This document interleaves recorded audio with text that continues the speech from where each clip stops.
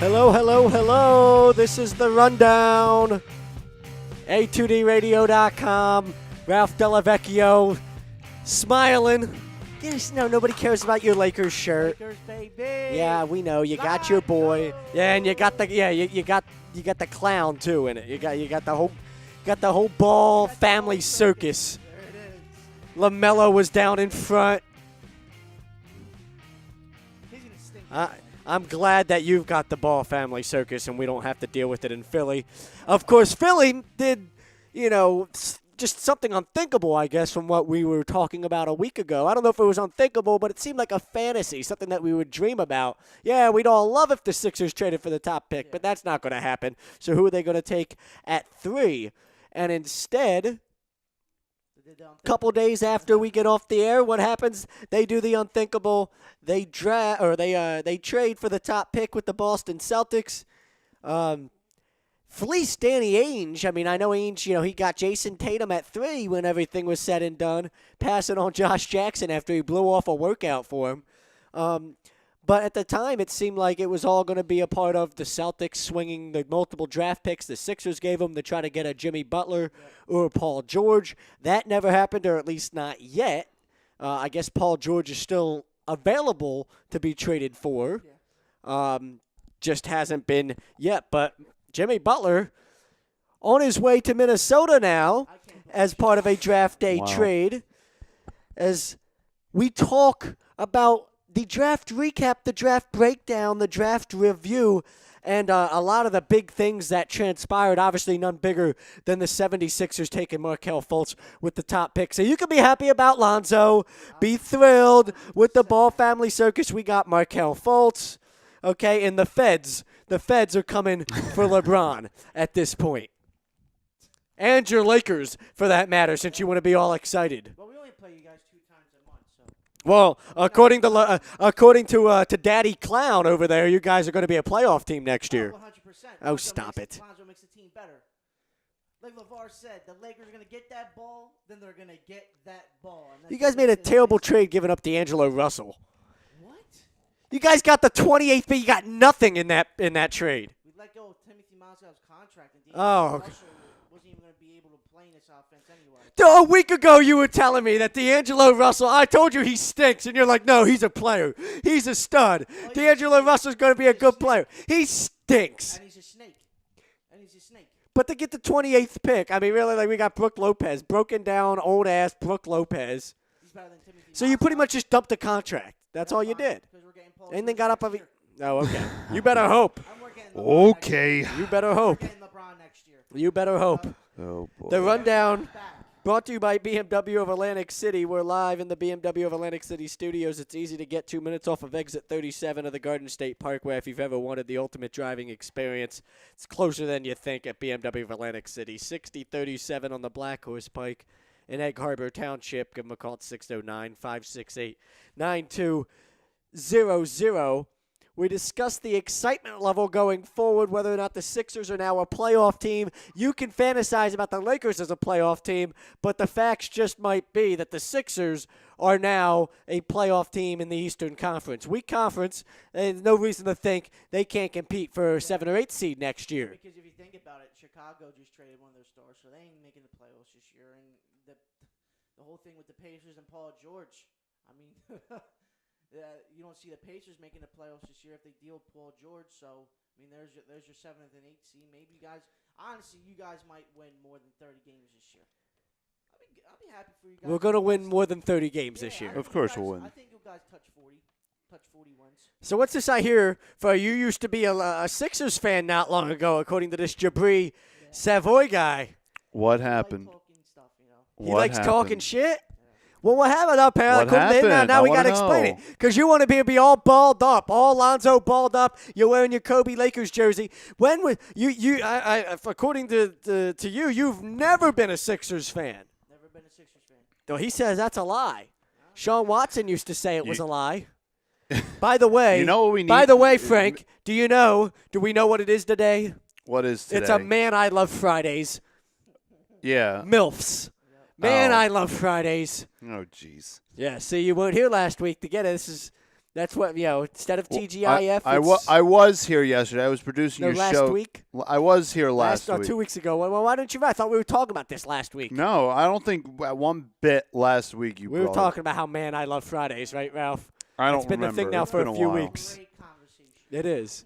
But- It would be even better if the MILF Master was still here, but unfortunately, Sean isn't. but to follow that up, I mean, Is this Garden coming you good know, along? you know what we need to figure out if Ralph was actually a Sixers fan at one point. We need to get Maury Povich on this show. We do have, need- have the lie detector test ready to go.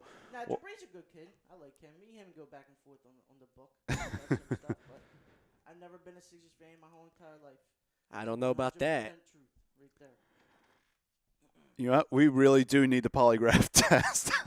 This will make a very even if you're not lying, this would actually make a very entertaining segment. and I'm going to enjoy every single minute of it. Ralph, every you are reaction. not the father. Oh wait, that's the wrong Wait, segment. Whoa. That would be the wrong segment. I just can't believe. I think the steal of the draft, and you were touching on this pre-show, has Malik Monk. Yeah, Malik Monk going 11 to Charlotte. That was one of the first surprises I saw in the draft, especially that everybody thought, oh, Malik is going to be a lottery pick, but he fell right into Charlotte's lap, and Charlotte got a great pick out of great pick out of getting Malik Monk at 11. How about that Charlotte team now that they've added Dwight Howard? They're going to have Kemba Walker, Dwight Howard, and Malik Monk. They go along with some other Yeah. not so bad pieces. And I think Nicholas Batum is still there. Batum, yeah. He can shoot the ball very well. Is Gilchrist still there? MKG Yeah, I think is he's still there. there. Yeah. I'll take a look. I mean, you also have Frank Kaminsky and Yeah, I think the projected starter lineup was going to be Kemba, him. and they also got Malik. and they also drafted Dwayne Bacon as well. Dwayne Bacon. Well, now you got to root for him. Florida He's got a State. name like that. Look, Ralph, I know you like I bacon. love Bacon. Look at you. You never pass up on some bacon, right? Yep. Yeah, this is what the current Exactly. roster. Let's see. Yeah, Dwayne Bacon, Nick Batum, Dwight Good. Howard, Frank Good. Kaminsky. So the point is, they do have Jeremy Lamb, Kaminsky Malik Monk, exactly. So the point is, yeah, Ramon they do Sessions, have. Kemba. They've got a pretty good team. They might be able to make a run. Yeah. Or not a run, but like a run at the playoffs at least. In these, they were in the playoffs a couple years back. Yeah, 2 years ago, So, actually. they might be a playoff team again. But the question is, are the 76ers a playoff team now when you look at this current lineup? Fultz, Simmons, Embiid, Dario Saric, whoever the hell wants to be the fifth, a combination of guys. Maybe they'll sign J.J. Redick, and it'll be him and Covington. That's and, something. Gordon Hayward. I don't Ooh. think that's a fantasy. I would love for us to sign Gordon Hayward. I don't think that's going to happen. I don't think it'll happen. Really? I don't. Would you like him to be here? I would love for him to be here, but Yeah. I don't think the team's going to even make an offer at him. To be honest, I mean, just I think they might if there was like send no an offer, but I don't think it's going to be like one of those big offers where it's like, wow. maybe if there was if they felt like there was no market for him, but they're going to have to compete with a team like the Celtics, Yeah. who have Brad Stevens, and he was Gordon Hayward's college coach at Butler, and it just all makes sense for Horward. Horward. Howard. Horward. For those who don't get Yes, that, whose that's- line? Yeah, Ralph probably doesn't get that. That was before your time. Well, whose line is it anyway? Yeah, you probably said it's still on TV some now, but Yeah, I've when seen Drew Carey used to host it, it was the best. Yeah. Yes, that was when it was phenomenal. That was a Who's Line reference. Well, Jeez. Gordon Hayward, the best place for him to probably sign is Boston. And Yeah. if you're going to have to compete with Boston, I don't see the Sixers seeing any way that they could think that they could compete with Boston, and he'd rather sign with Philly than sign with his old college coach in Boston. So, yeah, I look at that as more like that would be lovely. That'd be phenomenal Oh, yeah. if they did that. I don't see that as being something they're going to pursue. So I see them more pursuing a guy like a J.J. Redick and Ilyasova. Ursan Ilyasova. Ursan Ilyasova again, although I don't want him back at all. Before you guys traded him away, Ilyasova was the one that was. Yeah, he was very productive. The ball in the hoop for you guys the whole entire year. I know that. Good for him. And now will be the fifth option like he should always be. He shouldn't even be that. He should be. Yeah, he should should- be the fifth option. He should be a sixth or seventh option. He's with Atlanta right now. He is with Atlanta right now, but now he's a free agent. You wouldn't bring him back just to be a bench player? At least bring somebody off the I bench? think last year he was like the third best player on this team. He won't behind be that Joel guy Embiid anymore. and Dario Saric, but Right, like he's not going to be that guy anymore. If presumably everybody's healthy and you've got Fultz, you've got Simmons, and you've got Embiid and Saric, and he's now a fifth option. First of all, Saric is the same player, and I'll just move forward with Saric because he's the same player except he's younger with greater upside and a better ability to grow and become a star, whereas Ersan Ilyasova at this point in his career is what he is. He's a nice piece, but if Dario, if he's got a similar skill set to Dario and Dario's better because he's younger and just getting better and better every day, why would I bring you? They can't both be on the floor at the same time. I guess they could, but why would you want them both on the floor at the same time? So that's not a sexy signing to me. I just don't, whatever. I don't need that. I think J.J. Redick helps your team more with his spot-up shooting ability than Ersan Ilyasova. The little pick and roll games you can play. Because Redick will have open looks with this team. Yeah. You know, Simmons will be able to do a great job of finding him. Embiid on the low block will be able to find him at times in the corner, spotted up, open for three. And that's the one concern going in this year is if Embiid can play more than 30 games this year. Well, he has to.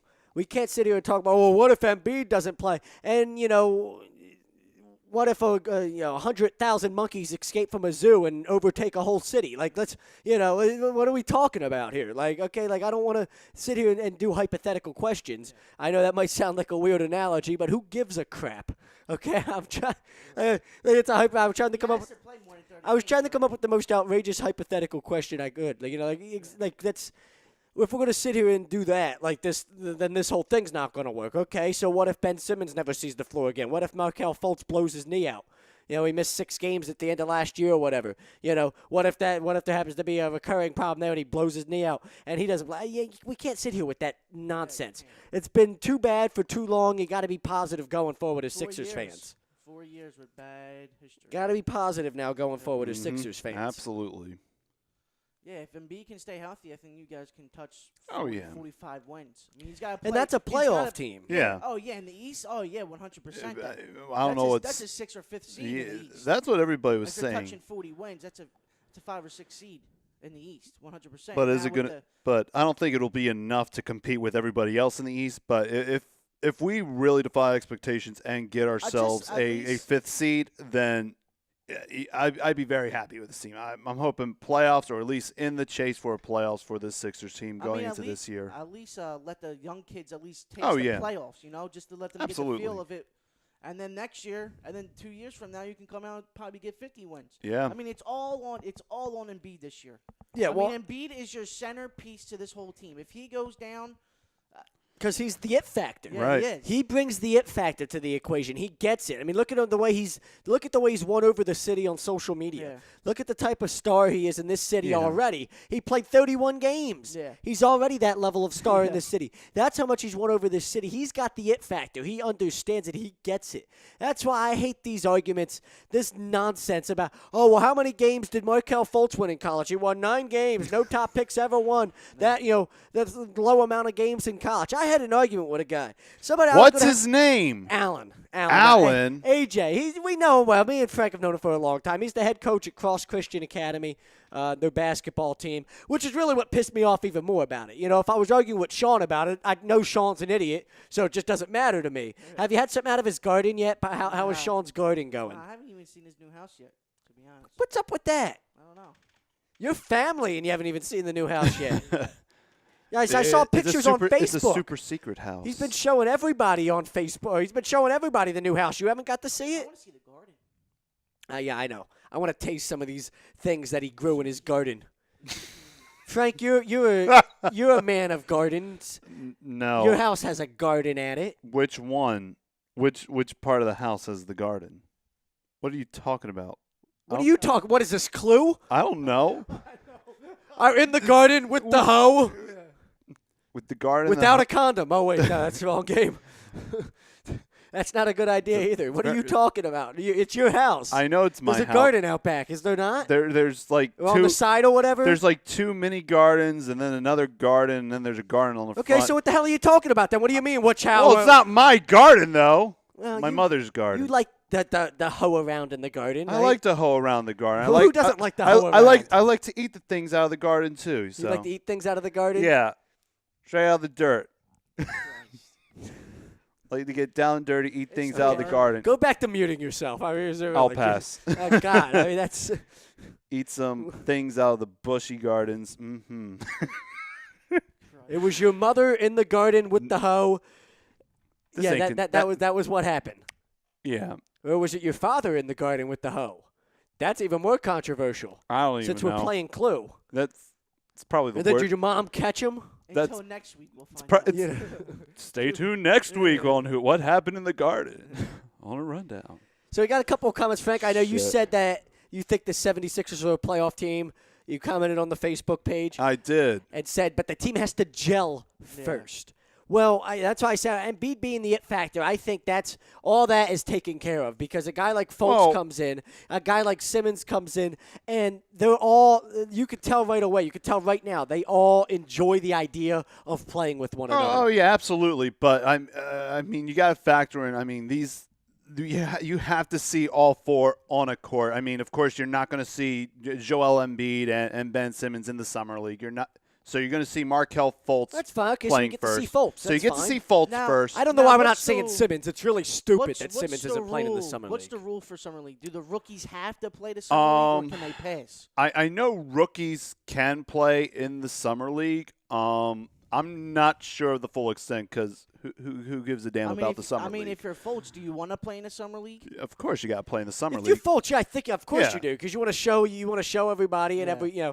this is what I can do, and then what happens if you play in the summer league if you're Fultz without Embiid and Simmons and you ball out is all it does is increase the improve, hype yeah. around the team for when the regular season or when the preseason technically gets there and they're all on the court together. Yeah. Right. And like what Frank says, I mean, you have to see all four of these guys on the court at the same time and see what you have on the court, and then you go on from there. Yeah, I mean But, really. I think you guys have might have the best young core in the NBA Oh, yeah. as of right now. Well, right now I think we have the best young core. Minnesota, they brought Jimmy Butler in, so Yeah. they've got a great mix now And of young core. I think Jimmy's 25, 26. He's too. probably a little older than that, but Jimmy Butler, Yeah. 27. 27. That's what I said, but not much older than Yeah. that. Right. I mean, you'll get 3 good years out of him probably if you're Minnesota.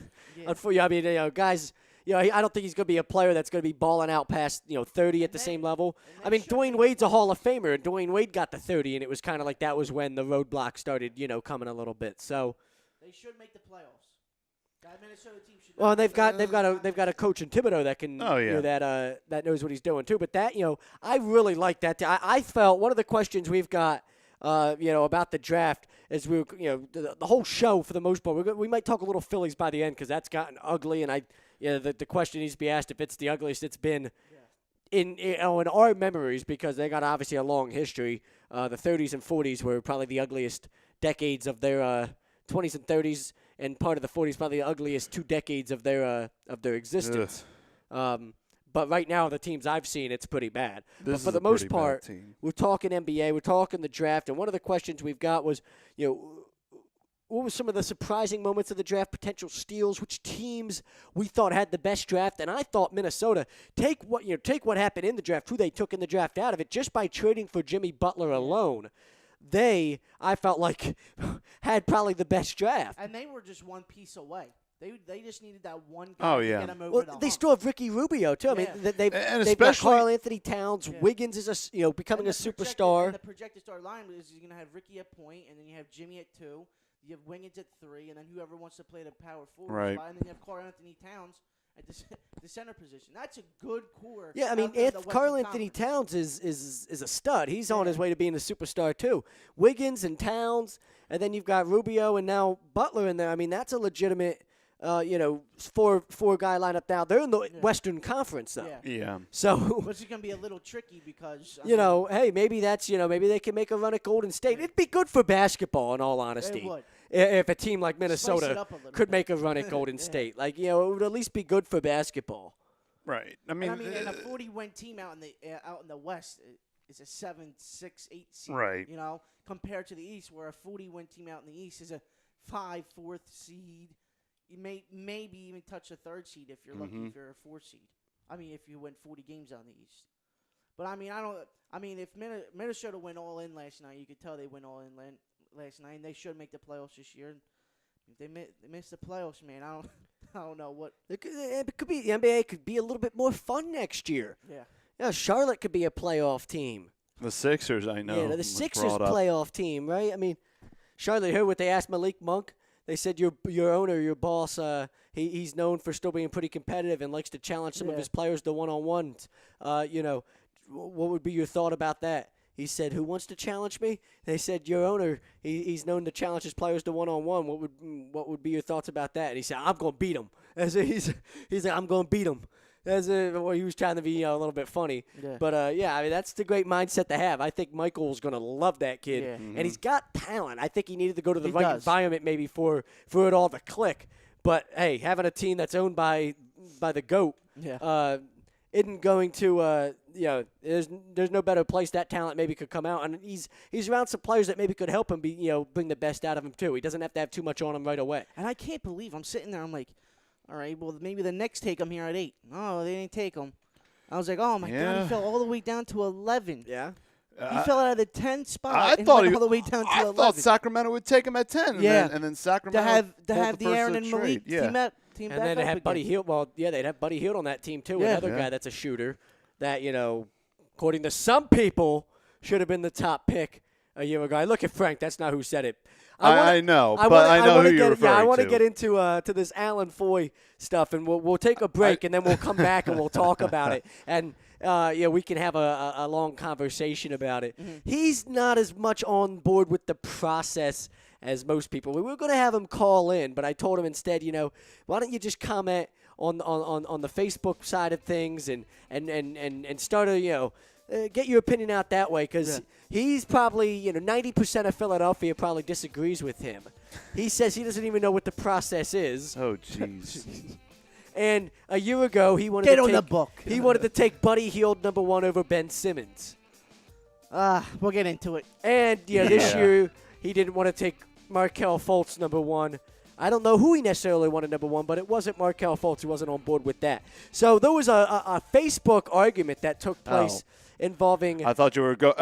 We are. I'm like I'm playing like the bed. I'm like, when are you getting to the There's a read? Facebook argument that took place on this NBA Trash Talk Facebook page. Yeah, you got to read that off. And when we come yeah, back. we're going to have some fun Yeah. when we come back on the Rundown.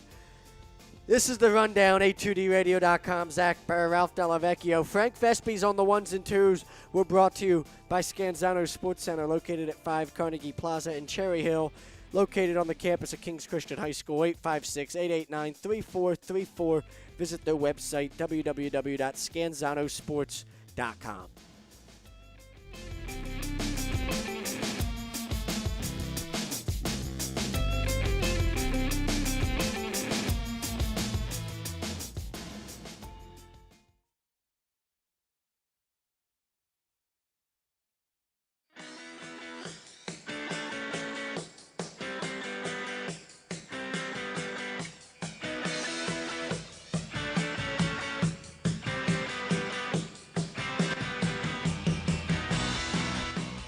Hey, do you need to get your skills in shape? Then contact the Scanzano Sports Center, located at 5 Carnegie Plaza in Cherry Hill, New Jersey. You can give them a call at 856-889-3434 or visit them on the web at www.scanzanosports.com. John Scanzano offers individual, semi-private, and team training lessons in hitting, pitching, catching, outfield, along with turf rentals. The Scanzano Sports Center is equipped with a 31,000 square foot indoor facility, 4 batting cages, and a 4,000 square foot strengthening and conditioning room. So what are you waiting for? Contact the Scanzano Sports Center today.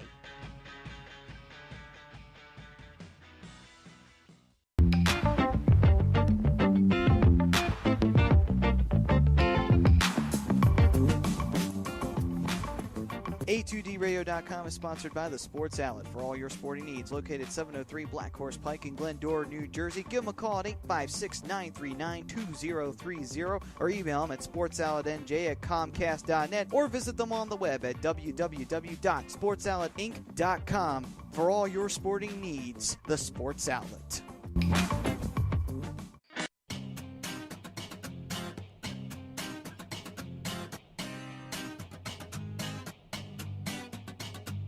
A2D A2DRadio.com is proudly sponsored by Gibson Mayer LLC Certified Public Accountants. Gibson Mayer, located in Yardley, PA, is a leading accounting and business consulting firm with a proven track record of handling critical issues with expertise across many different industries, including construction, distribution, hospitality, manufacturing, real estate, service trades, merchandising, professional services, and professional athletes. Give them a call at 215-369-3300. That's 215-369-3300. Your initial consultation is always free, and if you tell them that Tom and Mike from AM and the PM sent you, you'll receive 15% off all income tax services completed by February 15th. That's Gibson Mayer LLC Certified Public Accountants, 215-369-3300, or visit them on the web at www.gibsonmayer.com. That's gibsonmayer.com.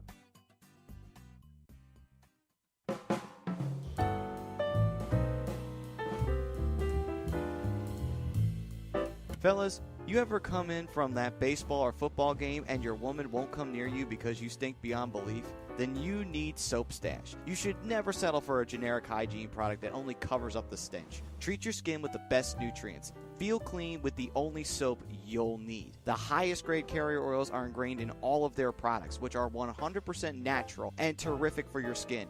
No sulfates, parabens, or phthalates, and synthetic fragrance free. Contact Soap Stash for your sample package and give your woman what she deserves. You can contact Soap Stash at 844-890-3197 or visit them on the web at soapstash.com or Facebook at Soapstash LLC. Once again, their number is 844-890-3197. Soap Stash, the new soap standard.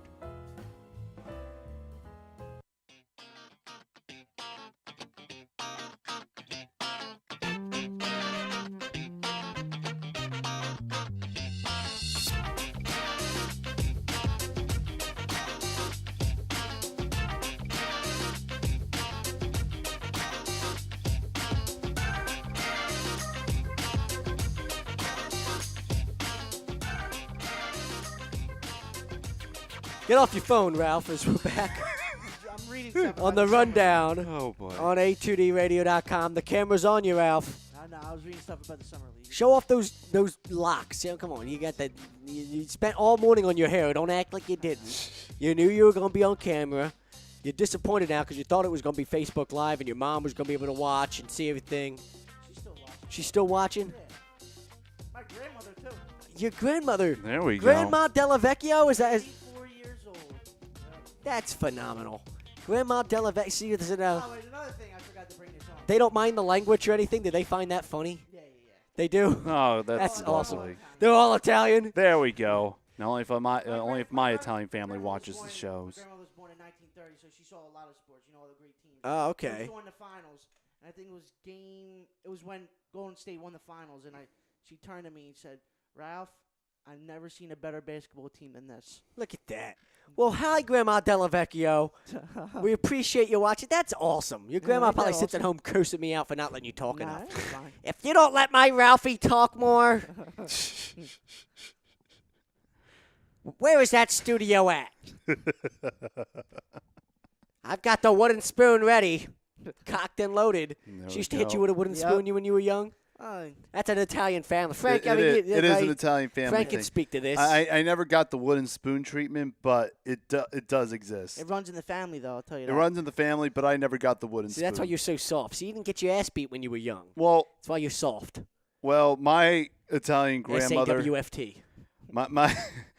my Italian grandmother, may she Enzo. rest in peace. Well, she lived like, I mean, she was like not of the best of health when I was She was a growing sick up. old woman. Well, she wasn't sick, but she was starting to get old and like so. She was a senile old hag. Oh no. Well, they mostly lived out on the West Coast, so I never really got to see them. As much. I'm okay. I got you. But I never got the wooden spoon treatment, and yeah, my father. Your mom looks like somebody that gave a. Your mom looks like the mom that, like, when the neighbors came over to play, she's not only beating your ass, but she'll beat their ass too. I don't even know. Well, you didn't ever have any friends over to play. That's why. I did. No, you stop lying. Frank What- was lonely as a child. No. He's still lonely as a grown man. Who When are they we kidding? all moved out, I mean, yeah. How lonely are you, Frank? What's going to happen if your parents like moved out now and you were left here by yourself? Like, Well, I would have you'd be a lonely I person. have my one friend, the woodchuck that lives underneath the shed at my house. See how lonely he is. See this? There's a fat woodchuck that lives at our house. What are you, is it Mr. Woodchuck and you do voices and shit when he talks? No, it's just a fat woodchuck. We're like, here, let's give the woodchuck some kitchen You scraps. look like a fat woodchuck. He probably thinks you're his uncle or something. No, the woodchuck doesn't even acknowledge the humans that feed him. Uncle Frankie. Yeah, I know. Exactly, Uncle Frankie. Yeah, you ever look at like human beings and you're like, like everybody, like if you're like, okay, if I had them like relate you or compare you to an animal, this is the animal you would be. You know what I mean? I'm like a lion. No, earlier, like you remind me, like now with that beard, you're like that pot-belly pig. Like Yeah. that's you got that face up. That's so disrespectful. Look, Grandma's at home. Like, how dare you? That's my Ralphie. Frank, I mean, a woodchuck. That's a good comparison. I don't even know. When you were a little bigger, a walrus was a better comparison. Now you've lost a lot of weight. Well, yeah. As of yesterday, I'm officially under 200 pounds for the first time in You want a cookie? God I'll knows probably how. put him back over 200 pounds. Right no, but It's 99.5. Yeah, It takes one. Sorry. bite. 201. Probably shouldn't offer you that. well, please don't, because I'm like staying off the cookies. So it's like Ain't nothing wrong Right. with a Staying cookie off a the day. cookies. I am staying off the cookies. See, I don't know how people can do that stuff, man. He's such Go a on. fat girl. I can't. Like, he I has stay off the cookies. He's got the characteristics of a fat girl. I've Yeah. got to watch my figure. Can't eat cookies and cake. Well, I can't eat stuff while I perform because then it just stays in the system, and I have a hard time. You eat getting- I feel like that's not why. Like if you ate stuff while you performed, like your mascot duties, that just makes you a fat ass. Like that's I don't know why. Oh, I can't eat while I perform because that would be like fat. Like, I don't eat before I perform because if I go a little too far, I might throw up in the costume, and that'd be nasty, and that will terrify a bunch of children. It's like Children oh, are the least of my concern. If I vomit in my own suit, It'd be hilarious, but at the same time, it Not would just concerned be as about the children. terrifying. It'd be like like, Blades oh. of Glory. Yeah, He's out all look. drunk. Oh, He's- look, the it's a dancing great movie. mascot. Oh, no, he's throwing up. Ew. when they're practicing the move, the jumping kick move, and we Yeah. took it to the one place where it would be acceptable to practice this type of thing, North Korea. Oh, yeah. Oh my God, that's a great movie. It is. Then they throw the pearl necklace onto the ice, Yeah, and breaks his try to ankle. sabotage, breaks Will Ferrell's ankle because Will Ferrell's the last person expect to ever figure skate. Will Ferrell and That's John why it makes the Heater. movie so good. Because you would never see Will Ferrell ever figure skate in his life, except for that movie. But they all had stuntmen, so it's really Yeah, all had stuntmen. They had Napoleon Dynamite play the sidekick. Yes. John Heater, right? John Heater. John Heater, whatever his name is. Yeah. He'll always be Napoleon Dynamite. Yep, He same did thing. that. He did like 2 other movies. He did that figure skating movie, and then he did like Benchwarmers, like the Yeah. baseball movie. with Rob There was Schneider. one other movie that he did where he did not play a wacky character. I think it's called Just Like Heaven or something. I think that was 2 years after Benchwarmers or something. Why do you know that? Because I saw the commercials for it. Who watched I feel like see I what I mean? didn't see the movie. He's an but emotional fact. Like he I gets didn't all see up in the his movie. emotions and let me watch like a Notebook type of movie. I've never seen the. When you get Notebook. emotional, do you go watch like a chick flick, like No. Fault in Our Stars or something? No, I've He never. probably does. I've never even seen that movie. Never He seen probably it. does. Never seen that movie. Never seen the Notebook. I've always seen. seen- I've never seen the Notebook either. Apparently, Have you? I've seen bits and pieces of it, but I was too young when it came out. did you cry? No, by the time I was dating, that wasn't the chick flick that all the bitches made me watch with them. It was. Well, Yeah, please I tell us. I had to watch part of Fault of My Stars, Fault of My Stars, or whatever the hell it's called. I don't even know the name of the fucking The thing. And I Fault was in Our watching it. Stars. Yeah, I was watching it because I was forced into it. One of my ex-girlfriends made me watch Frozen with her. That was just Ugh. yes, exactly. My thoughts exactly. I know which one you're talking about. Yeah. Ugh. Yeah, I mean, the Notebook, that was I don't know, that was early 2000s. I mean, I Yeah. feel like that Tom probably was forced to watch that by one of his ex-girlfriends. Like, he could speak better to that. I mean, like, Fault in Our Stars, a type of movie like that, absolutely. I mean, that's chick flickish. Yeah. Yeah. One of the movie that you just mentioned, that sounds chick flickish. What, Just Like Heaven? Yes. Apparently it's like about dead people, and John Heater does not do a Napoleon Dynamite voice. I don't know. That's the only thing I know about that movie was that John Heater was in it. Okay, well, good. Glad we got that out of the way. Yeah, talking John Heater in the draft. Glad we got that irrelevant piece of information out of here. What was that piece of irrelevant information brought to you by? I don't know, and I don't care. Don't set me up for puns. I set people up for segues on this show. Oh. Not you. You're forgetting whose show this is. This is no longer After Hours. Yeah. Bring It's it the back, Rundown. damn it. It's Ralph and my show. Yeah. And we want to talk about Josh Jackson and how surprised it was. Were you a little surprised he fell to the 4th pick? Listen, last night I'm sitting there and I'm wondering, you know what? I mean, there's all this talks about the Knicks trading Porzingis to the Suns for Eric Bledsoe and all this. There are all the reports coming out like 2 hours before the draft, 3 hours before. I'm thinking to myself, Boston has a good shot because one and two, you already know who's going one and two. Fultz went 1, Lonzo went 2. Boston controlled the draft last night. At that 3 spot, they controlled the draft. And I was 100% sure they were going with Josh Jackson. And they threw that curveball in and went with Jason Tatum, which I don't think Jason Tatum should have even been up in that 3rd spot, to be completely honest. He's a with you. good kid, and it seems like he's got, he maybe fits what Boston wants. That's Brad Stevens. That's the type of player that he loves.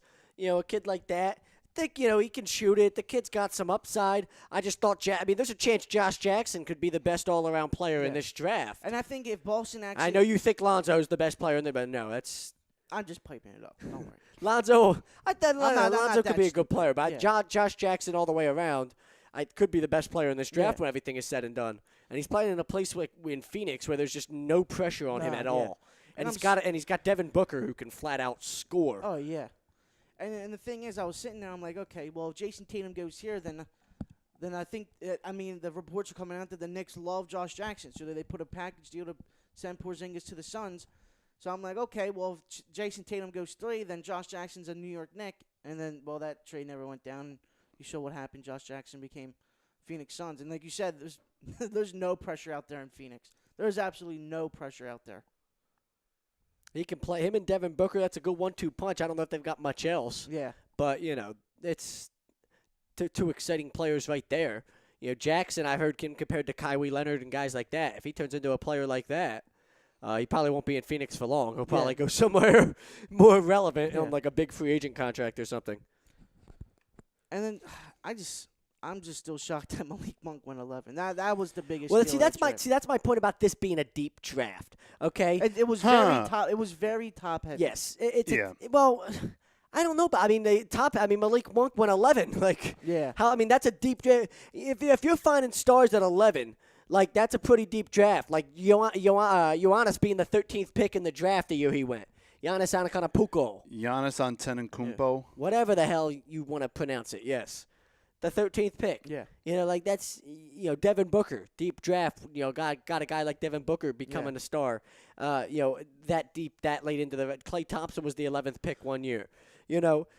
So Malcolm Brogdon last year. You know what I mean? A little bit of a He went to Milwaukee, correct? Yeah, a lottery pick of some kind.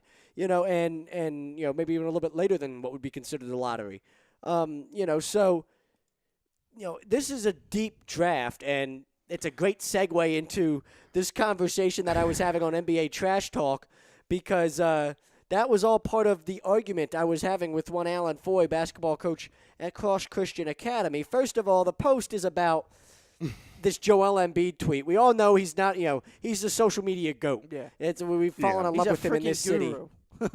He just And gets his this social whole media. retweet Armageddon thing that's been going on, I guess you guys have seen. Yeah. We might do a little thing later where we find all the best retweet Armageddons we possibly can and put them out there, just because why not? It'll be fun. But retweet Armageddon, it was a big thing this past week. So Joel Embiid decided to retweet a tweet from Howard Eskin from a couple years back, where Howard Eskin is talking about how Embiid, I guess he's talking about how he doesn't, trust the process per se. And he says, Howard Eskin tweets, Embiid may never play meaningful minutes. Saric may not come next year, so this is before Saric came over. And no way they'll use all the first-round picks. Because that's Howard Eskin. He's always been a stir-the-pot guy. Yeah. So Joel Embiid retweeted it, hashtag retweet Armageddon. Dario is never coming over. Because clearly he's here, rookie of the year possibly. And, this Howard Eskin tweet. Eskin's done a good job of this over the years, makes himself look foolish, but, he bounces back because he's Howard Eskin. He hits and misses. He's got some good ones and he's got some bad ones. Well, this is posted in the NBA Trash Talk post, and since I'm, friends with Alan outside of his duties, and we went to school together back in the day now. As did I. Frank did as well, and now that he's, the basketball coach, at Cross Christian, we've done some work, actually covered some of their games for A2D, and I saw that he had commented on it, so I decided I'm going to, I've got to respond, because I felt like his comments were just ridiculous. Yeah. And I was going to have him on personally so we could have this debate, on the air, live, face-to-face, and you could be a part of it.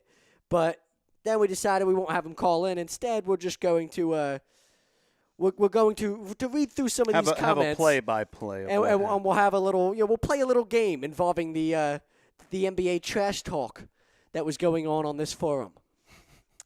Alan says, I'm a Sixers fan, and I hope this hype is legit. However, the process was to stop being a 7 and 8 seed and losing in the first round and draft superstars. However, our last 2 first overall picks couldn't even get their team to the NCAA tourney.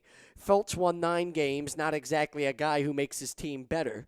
And I like Saric and Embiid, but don't get the hype over Simmons and Fultz. These last 2 drafts have been terrible. Pause for dramatic effect. They've been terrible. He later went on to say that nobody. He said last year's draft was terrible because when I pressed him on the point, I said, "How's it terrible?" He said, "Nobody from that draft's an impact player." I said, "Are you fucking kidding me? That's not the way the draft works anyway." And 2 years from now, we can have that conversation. Right. When we find out who's actually a player from that draft and who's not. Can't have that conversation. Buddy Hill was in that draft, correct? Right. Yeah. That's the guy he thought should be the top pick a year ago over Ben Simmons. Who went? All right, yeah. Because it went Brandon. Your Simmons, boy Brandon Ingram went too. Yeah. And Ingram's the same example of what I'm talking about. Why was Brandon Ingram the second pick? Brandon Ingram wasn't NBA ready. He had, he showed maybe a couple flashes his rookie year, but for the most part, he struggled. He stunk this rookie year. Yeah. But it doesn't matter because he was an 18-year-old kid, and they're looking at what he'll be by the time he's a 21, 22-year-old kid. And the player he'll be then, because that's how the draft works now. Yeah. It's like a 5-year window. Kyrie Irving was drafted at 18 because they were hoping that by the time he was 23, he'd be a flat-out superstar. He's now 23, and he's a flat-out superstar. Pretty good projection there. Long gone are the days of Christian Laettner and Grant Hill where you play 3 or 4 years of college basketball, are the best player in the college game, and now you're the top pick. You come out 22, 23 years old. And you're not going to be the top pick at 22 years old anymore. It just won't work that way. Doesn't mean you can't be a good player. It just means you won't be the top pick. Yeah. So he says, he doesn't get the hype over Simmons and Fultz. These last 2 drafts have been terrible. I hope I'm wrong, but I think all the process did was take us from a 7 or 8 seed in the first round exit to a 6 or 7 seed and maybe a second round exit. I hope I'm wrong. I'm a Sixers fan, but all I know is most drafts, Simmons and Fultz wouldn't sniff the number 1 pick, and that's not a good sign. Simmons was like the transcendent talent of last year's draft. And apparently he wouldn't have been the number 1 pick in most drafts. Fultz was the consensus number 1 pick in this draft, for about almost the past couple months, pretty much. Yeah. I mean, and Simmons, it was pretty damn close to him being the consensus top pick. Last year, the conversation was almost, it's Ben Simmons who's the top pick, and then who do you pick second? Yeah. That was almost the conversation a year ago. Yeah. That's how much he ran away with it. And he goes on to say he doesn't get all the hype over Simmons. I'm sorry. I happened to watch a Ben Simmons play in the Summer League a year ago before this nonsense about his fake-ass foot injury came up from this Sixers training staff. And, it takes a year for a foot to heal. Get out of here. Yeah. His foot hasn't taken a year to heal. Grandma Delavecchio, you've been around a long time. You smell bullshit. You know bullshit when you see it and smell it, right? That's bullshit. It took a year for him to heal his foot. Stop it. Now they're talking about he won't play in the summer league this year either. That's just ridiculous. Would you want to see him play in the summer league? Yeah, I mean, you're babying him. You can't Yeah. coddle. Okay, He's Frank, a Frank grown was man. a coddled child growing up. Frank knows what I mean. As did you as well. No, I was nowhere near as coddled as you were. You were a I've seen pictures. Do you want me to talk to Joanne about that? Yeah, absolutely. I've seen pictures. My mom is the most naive. My mom's one of the dumbest people I've ever met. She doesn't listen, so I can say that. She is a stupid bitch. My mom doesn't think she overparented when I was young. My mom doesn't think I was oversheltered. But I can tell from pictures of you where your little like ponytail and shit when you were younger. That was not a ponytail, damn it. You had a tail. It's a mullet, damn it. Oh, a mullet. Oh yeah, you're 5 or 6 with a mullet. You were a sheltered. That was the choice of my father's haircut because he also sported a mullet. See, until, like, you the want late you 90s. there's a term for people for these millennials that they refer to as snowflakes, and you fall into that snowflake I'm category. not a snowflake. You are though. a snowflake I'm not a because you were snowflake. coddled when you were young. I'd say you didn't get your ass beat enough when you were young. Now I you were. actually got spanked and smacked around. I got smacked around. Look, now we're gonna make it seem like you were abused. No, not like an abuse sense, but You got like spankings discipline. when you were young. Spankings. Yeah, see, your mom. I told you, your mom looks like that. She's gonna spank the whole block. Whole block's over for a pool party. Everybody's getting a spanking. It's one of them moms. See, I knew it. I knew that was Mama Vespi. But you don't lie. You were a coddled. You're a coddled snowflake. That's you. And I'll strongly disagree we'll with the agree to snowflake disagree part. about it. Oh, Well, okay. Yeah. You can't coddle. Like there's nothing worse as They're a parent. grown men now. There's nothing worse as a parent than coddling your kid. Can't coddle somebody. We went through this last year when Dougie P tried to coddle Nelson Aguilar. Okay? can't do that. I don't coddle anybody. I don't coddle a child. I'm damn sure not coddling a grown-ass man. Okay? We're coddling Ben Simmons. Yeah. Well, we don't want him to play in the summer league because, of the foot. And then it don't take a year for a foot to heal. We're going to go into the regular season. Then he's going to be on a minutes restriction. I'm really going to lose my damn mind. We're coddling. I'm not a fan of coddling. Don't coddle anybody. We're not coddling our top prospect. I'm unleashing the beast on the rest of the East, if you know what I mean, Mr. Delavecchio. They're coming for LeBron. You guys are coming The for feds LeBron. are coming for him. He's LeBron been under better watch out. suspicion. And they haven't done jack shit with that roster anyway because nobody wants Kevin Love. Nobody wants There was Kevin a rumor, Love. apparently, that Kyrie Irving told Jimmy Butler, you don't want to come here. Yeah. It's a mess. It's a mess here in Cleveland. They're about to hire Chauncey Billups as their new GM. I know. How lovely. Jeez. So, my interest, though, when I first started reading this comment was, okay, so I know he wanted Buddy Hield to be the top pick a year ago. I wonder who he wants to be the top pick this year over Markelle Fultz. We never got that far. But, I just wondered who would he take number 1 overall? Yeah. By that logic, was Larry Markkinen the number 1 overall pick? Is Malik Monk the top guy? Yeah. The guy that went 11? We're going to take him number 1 overall. I mean, Fultz went 23, 6, and 6. Probably like Frank Tilakina that. But at first, AJ wanted. and this was my birthday, June 20th, which was Tuesday. It was my birthday. Happy birthday. So Happy birthday. Exactly. I just turned 24, so I didn't feel like debating at 10 a.m. It was right around this time on Tuesday on my birthday. I don't really feel like debating. I do enough debating on a weekly basis. Okay, I didn't need the debate then. But I just realized, I was like, bro, come on. I said, bro, come on. You cannot be for real. Your ability to recognize talent should be better than this. Remember, he's the basketball coach at Cross Christian. So I said, it should be better than this. Simmons worked out with LeBron last summer, and LeBron's convinced he's a superstar. Remember, LeBron came out and told us we were lucky to be Sixers fans. We didn't know what we were getting in this kid. Right? We're lucky to have a talent like this. He put on like 10 pounds of muscle working out with LeBron, and he's convinced he's the total package. And I said, and it's a deep draft this year, and Fultz is still the consensus number 1 overall pick. Saying he wouldn't be the number 1 pick in most drafts is ridiculous. This is one of the deeper drafts of the past decade. And then somebody else also responded to NBA Trash Talk. One of their people responded to Allen's post and said, this is the dumbest shit I've ever seen. So apparently, I've got somebody that agrees with me. This. Dr. Process 21. That's Dr. Process 21. Yeah, that's his name. He said, this is the Wow. dumbest shit I've ever seen. Well, yeah, I mean, You made a real educated argument, Dr. Process. So, I was. The dumbest. That's the dumbest shit I've ever seen. Well, thank you. Wow. And Alan responded to both of us. He said, Zach, this draft sucks. And because he works out, I guess this draft sucks. I think he just gave up. At Malik this point. Monk going 11th overall, but apparently this draft sucks. Yeah. He said it because he works out with LeBron, he's a superstar. No, he's a superstar because LeBron was so blown away by him after working out with him all summer that I trust the best player in the world. But this is also the same LeBron hater, and Frank will attest to this. He is the biggest LeBron hater on the face of the planet. Yeah. 3/4 of his social media posts Are against are LeBron. like anti-LeBron posts, and how. Oh, this would have never happened with Michael. Oh, this would have. LeBron can't be the GOAT because of this. He is so anti-LeBron. It's just ridiculous. It is, but I get what he's saying, and I kind of agree with some of the things that he has posted but about it's so LeBron. over the top. Like But he's such an over the top hater. But it's ridiculous, though. He's such an over the top hater. I enjoy it, but it's like, oh my goodness, what is going on? I don't enjoy here? it. It's stupid. It really is.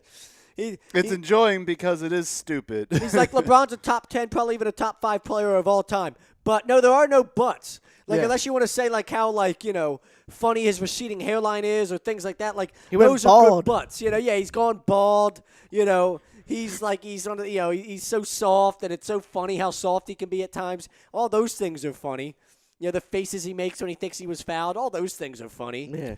But like, but this or that or whatever. Like, no, stop it. And I'm even somebody that I think it's Michael, it's Kobe, and it's LeBron. A lot of people want to put LeBron ahead of Kobe. I won't even do that. Yeah. I'll defend your boy. I'm looking at this trash talk page. It's probably. Have you found it? I'm looking for it, but the one that I ran across was about Jason Tatum from DNAPS. Jason Tatum is Catino Mobley 2.0. Oh, jeez. That one had me laugh. Yo, did anybody else get a kick out of some of the players Jalen Rose was comparing some of those picks to last night? Yeah. I was like, I feel like this is intentional. He's like, what do you want? Like marketing. Like, I guess the easy comparison would be Dirk, because he's a foreign kid with a great jump shot that's 7 feet tall. But you just got the feeling that Jalen Rose is like, I'm not comparing any of these guys to Hall of Famers. Yeah. The hell with that. Like, the best comparison, he compared the one to, he compared like one guy to George Hill or something. Yeah, he did. That was funny as hell. He compared somebody to Channing Frye. Channing Frye. Oh, my God. That was hilarious. There was a couple of them that really had me rolling on the floor. He compared marketing to Andres Karolinko or whatever. Andre Karolinko, the AK-47. He said he reminds me of AK-47. Like, are we really going to try to make it seem like Karolinko was like a superstar in this league? Like, stop it. Like, Jalen Rose is savage. Like, and Jalen Rose was the only other one on the panel amused by LeVar Ball. Yo, Michael Wilbon looked like he was ready to absolutely just, like, snap. He's a hater anyway. He might be, but, yo, I don't listen. I'm not a hater. I look at things like, me. I'm really not a hater. Like, I hate people that just hate for no reason. I try to be as real as possible, though, and use my eyes. Like, LeVar Ball, you could be a marketing genius. That's fine. Maybe he is a marketing genius. And the Big Baller brand, it's all great. But he's a clown. When you put a camera and a microphone in front of his face, he's an absolute clown. He becomes the ringmaster of the Ball family circus. And look at the faces that he makes when he talks. He's so phony. But the media loves it, though, dude. Yeah. Because the media's phony. The media loves it. But is the media not phony? Yeah. The media is one of the phony. I mean, ESPN's one of the phoniest media sources out there. Yeah. They're one of the phoniest media sources there is. Like, there's nothing real about it. Like, if it was genuine, it'd be one thing. But it's all a forced, it's all a forced clown act that he's putting on because he wants to sit here. He loves having the attention on him. He's an attention whore. Mm-hmm. He loves when the camera's on him. So that's why, like we were talking before the show, I don't find him funny at all. Like, some people find him funny. I don't find him funny. I find him fake and phony. If it was genuine, then it could be funny. Like, you know what I mean? Yeah. Like, I feel like he's trying to be Muhammad Ali. Like Muhammad Ali did it, and it was genuine, and it was funny. Like, Muhammad Ali was, everything about it was real. Yeah. So that's what it made you laugh. You know what I mean? Like Muhammad Ali's hype man. used to do that stuff back Well, then. and Ali used to do it himself. He used to be his own Oh, hype yeah. man. You know, I mean, but the fight starts. The fight starts at 8:30. Okay, well, tell his wife I'm having home by 9 o'clock. You know, that used to be the type of stuff. Like Ali, that was the type of shit he used to do. Yeah. And Ali was real though. Like I feel like LeVar is trying to sit here, and it's like he's a professional wrestler. He's cutting a promo. Like he's a professional wrestler for the WWE, like he's The Rock. He'll be on the WWE soon. He'll be on Raw soon. He's probably going to be God. like Watch. when Raw's probably going to like go to LA.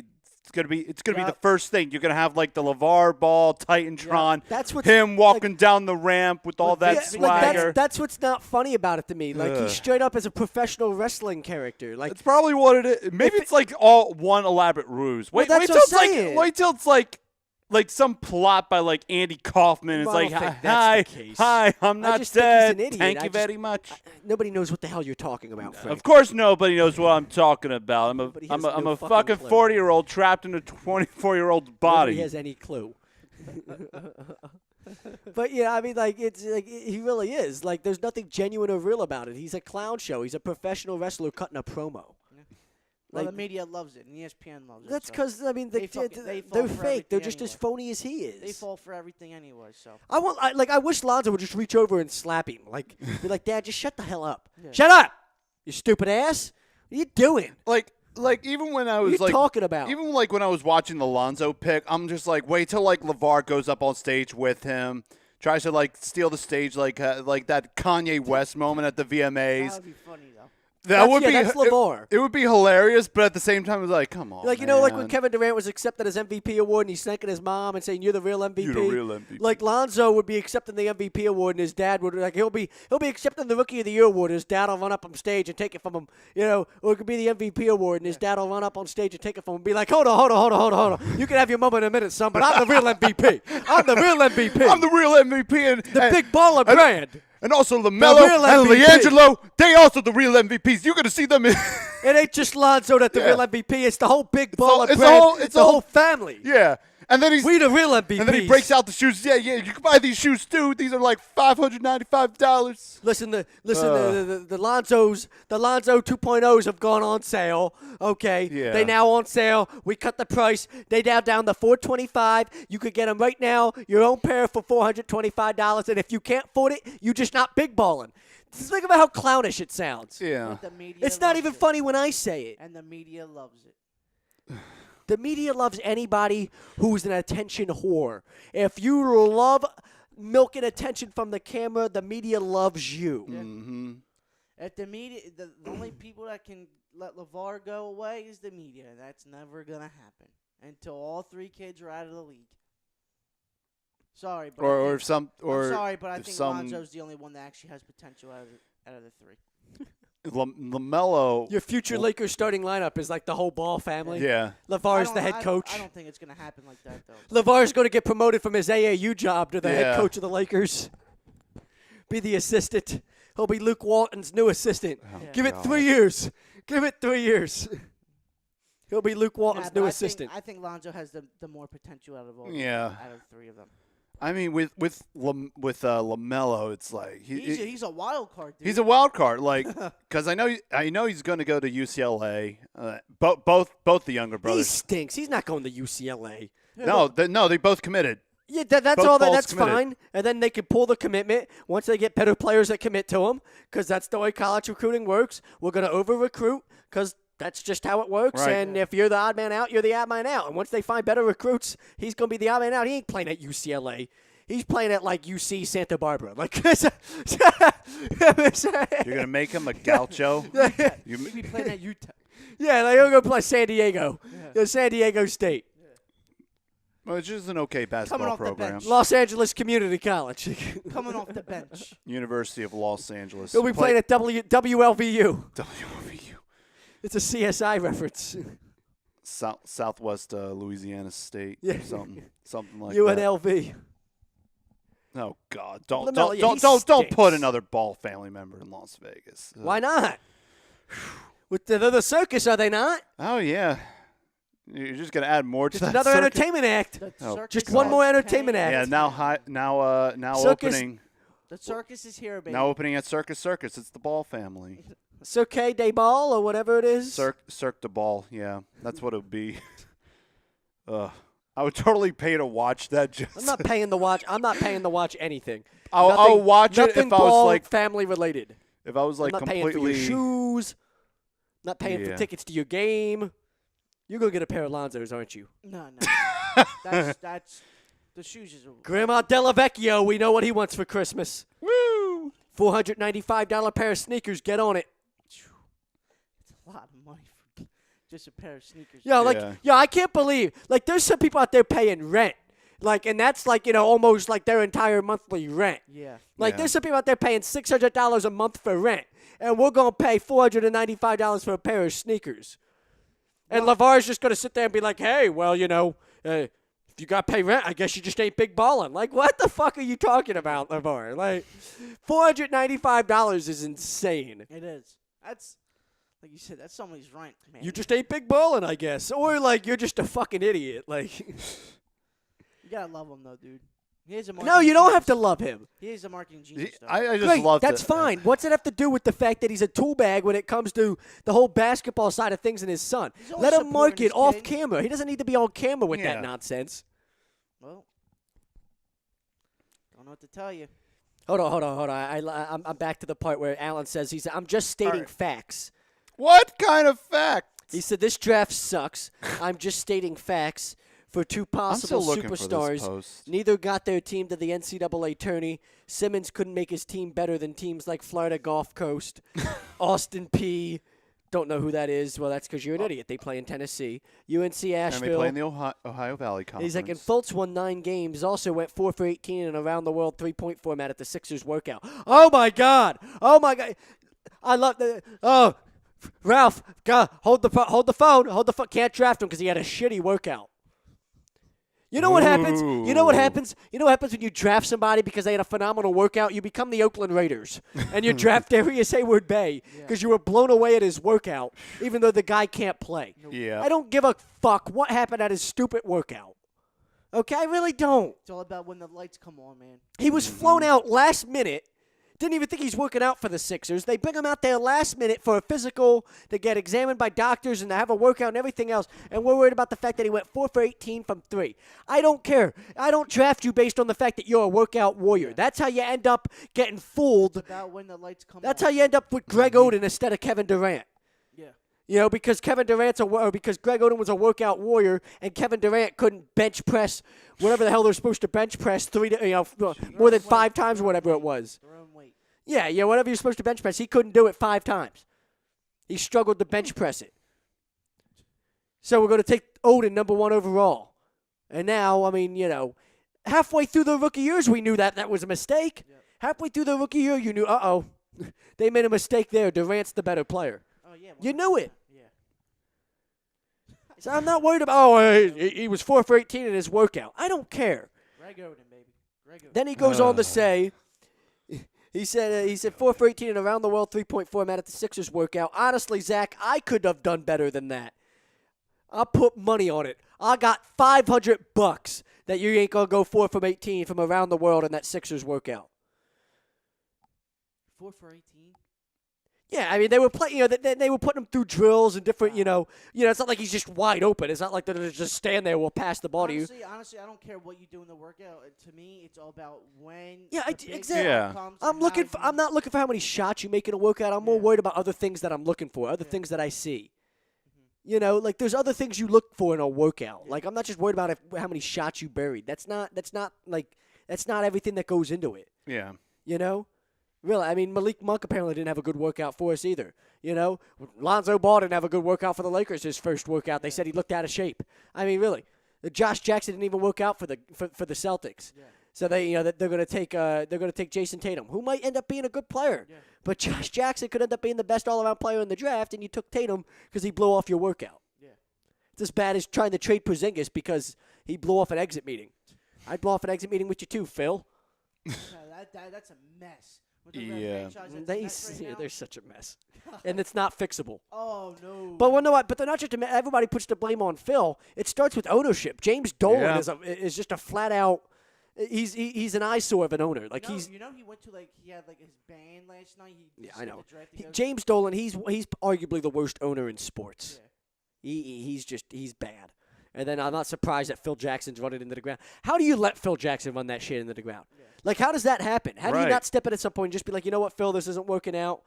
I will reassign you somewhere else in the front office, but this just isn't going to work. Yeah. Like, seriously. Oh man. I can't find that post. All right, well, I'm still reading. I got it here. All right. He said, I'm saying good players. He said, I'm dead serious. I know. Listen, it's going to get funnier and funnier. That's why we're doing this. I really don't care that, we're talking NBA draft. We're talking all these things. This is fun. It's fun to point out ignorance to the fullest degree. And he's right. He says, 90% of Philadelphia probably disagrees with him. Yeah, I bet you they do. Yep. I bet you they do. But I kept bringing up experts, okay? I'll paraphrase this for you a little bit. He said, he says, good players make their teams better. I've never, and I mean never, seen so much hype around two people who didn't even get their team to the tourney, and Fultz won 9 games. That's a joke. I'm being realistic. I hope I'm wrong. I really do. I love Saric, and I like Embiid, but I'm not ready to crown Fultz or Simmons anything until I see some proof, and neither has any type of production at either college or the pros to be this hyped. Yeah, again, Simmons didn't average a triple-double or nothing. As a freshman at LSU, he didn't average a triple-double or nothing. But they didn't have no production at college. Then he didn't look like a stud in the summer league or nothing. Yeah. Fultz didn't average 23, 6, or 6. He's a freshman that averaged 23 a game. Yeah. Top scorer in the draft. And if Washington keeps it, like I was saying, DeJounte Murray, if he stays, and I think They might still not win anything because Lorenzo Romar stinks, and that's why he just got fired as their head coach. Yeah. Well, he would have talent around him. Yeah. And his numbers probably even be better. Yeah.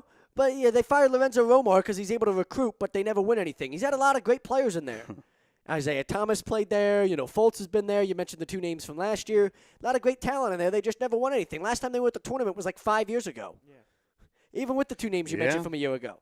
So, there's more that goes into it. He won 9 games in college. If he wasn't running his system, it wasn't like he got to coach the team and put us, how many 18-year-old freshmen in college are just given the keys to a system and it's like, hey, here you go. Yeah. This is your system. Go do what you Not a do, and we'll run everything through you. That's not the way it works. Calipari has 5 high school All-Americans, every single year on his Kentucky Still teams, can't win and shit. they still run his system. Yeah. Yep. And they still can't win shit. It's not like he's like, hey, you guys are 5 high school All-Americans. We're just going to let you do your thing. No, they have to play his system Yeah. because that's just the way it works. It's crazy because Calipari, he's only got 1 national championship. He's only got 1. Out of all the great players he had, were Rajon Rondo, Yeah. John Yeah. Wall, Carl Anthony. Well, he won the one with Carl Anthony Towns. DeMarcus Anthony Cousins. Davis. Yeah, Anthony Davis. Hold on, Yeah, did he win the one with Anthony Davis? He did win the one with Anthony All right, then Davis. Carl Anthony Towns. Yeah. He didn't win one with Carl Anthony Towns. No. But, it's that's just that. There's more that goes into it. He's not responsible for that team winning 9 games. Did any of his teammates even get drafted last night? None. Did any of them get None signed of as an them got undrafted drafted. free agent? No. No. Lonzo had 3 other teammates. Yeah. And I'm taking a look at the 9. I'm taking a TJ look Leaf at the was 9. the 18th pick. Yeah, they- I'm yeah. looking at the 9 wins that they got. If you want to take a guess on who the 9 wins are, be my guess. But And I don't think. Well, they probably beat some bad teams.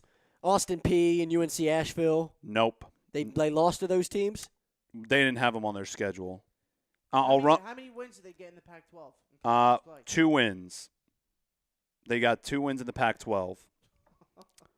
The first, Because he went on to say after that yeah, that he said, well, he's like, because I compared Fultz to Kyrie Irving. I said, well, I was like, why was Kyrie Irving the top pick? He didn't play his entire freshman year at Duke because of an injury.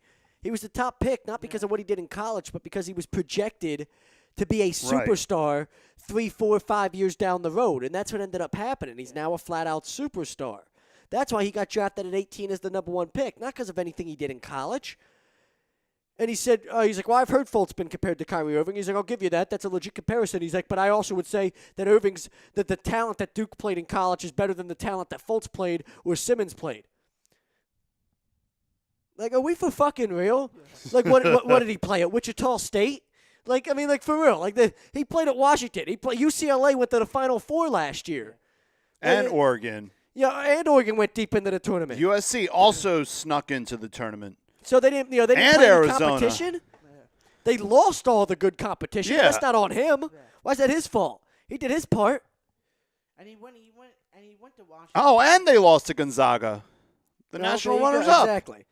So, by the way, the guy, Dr. Process, that said, that's the stupidest shit I've ever heard. Allen responded to him by saying, that's a convincing argument. Please tell me more of your facts. I'm just stating facts. No, you're not stating facts. Your No, it's facts are not not one real. fact. That's fake news, as the president would say. Fake news. Wrong. You're wrong. You're wrong. That's fake news. Allen is one of these sources of fake news that I'm talking about. Is that a good Trump impression or not? Is it decent? Where did AJ get all those? Did he get them from like Philly influencer he or something creates like facts, yeah, probably. that? Probably Philly influencer. He comes from the Sean Watson maybe. school of facts. We just ignore them and create our own. that's he comes from that. He said, I'm just stating facts. They were both so good they couldn't get into the tournament, and Fultz couldn't win 10 games. And I was like, bro, this post is laughable. You're not stating facts at all. I'm sorry, but you're just way off. There's basketball experts and insiders that get paid for a living to cover this shit, And I went on the side. I was like, do you not read these things or do research about what these guys and what these experts are saying? They know a lot more than me and you. They all they go do some research. You'll see how they feel about Simmons and Fultz. For weeks, they've been talking about how deep this draft is compared to most years, so that's not a fact. Stop making shit up and claiming it's facts. That's what I said to him. I said, stop making shit up and claiming it's facts. I said, again, there are expert talent evaluators and insiders that get paid to do this. They know much more than me and you. If this is worse than you wanting Buddy Hield as the top pick a year ago. It's just going to get funnier. I kept Did telling Dr. you. Process say anything about No, that? he was done. He was done. Well, no, he can't. One of the other guys that ran the trash talk. See, at this point, I was just done debating. I brought facts to it later. So some of the facts I brought up later is those were the facts I brought up after this initial argument. Because the next day, Oh, God. I'll tell you, before we go back to that, the next day at 9:15, because I just gave up debating with him because I was like, I don't feel like debating this. It's really stupid. You see my point. Why would I debate with you? You this is stupid. Yeah. I'm not going to debate with your ignorance. So I guess somebody that runs the NBA Trash Talk page, they commented and responded, they must not know what I do. And they said, Alan Foy clearly won that argument. You can't lean on the experts to do all the talking for you.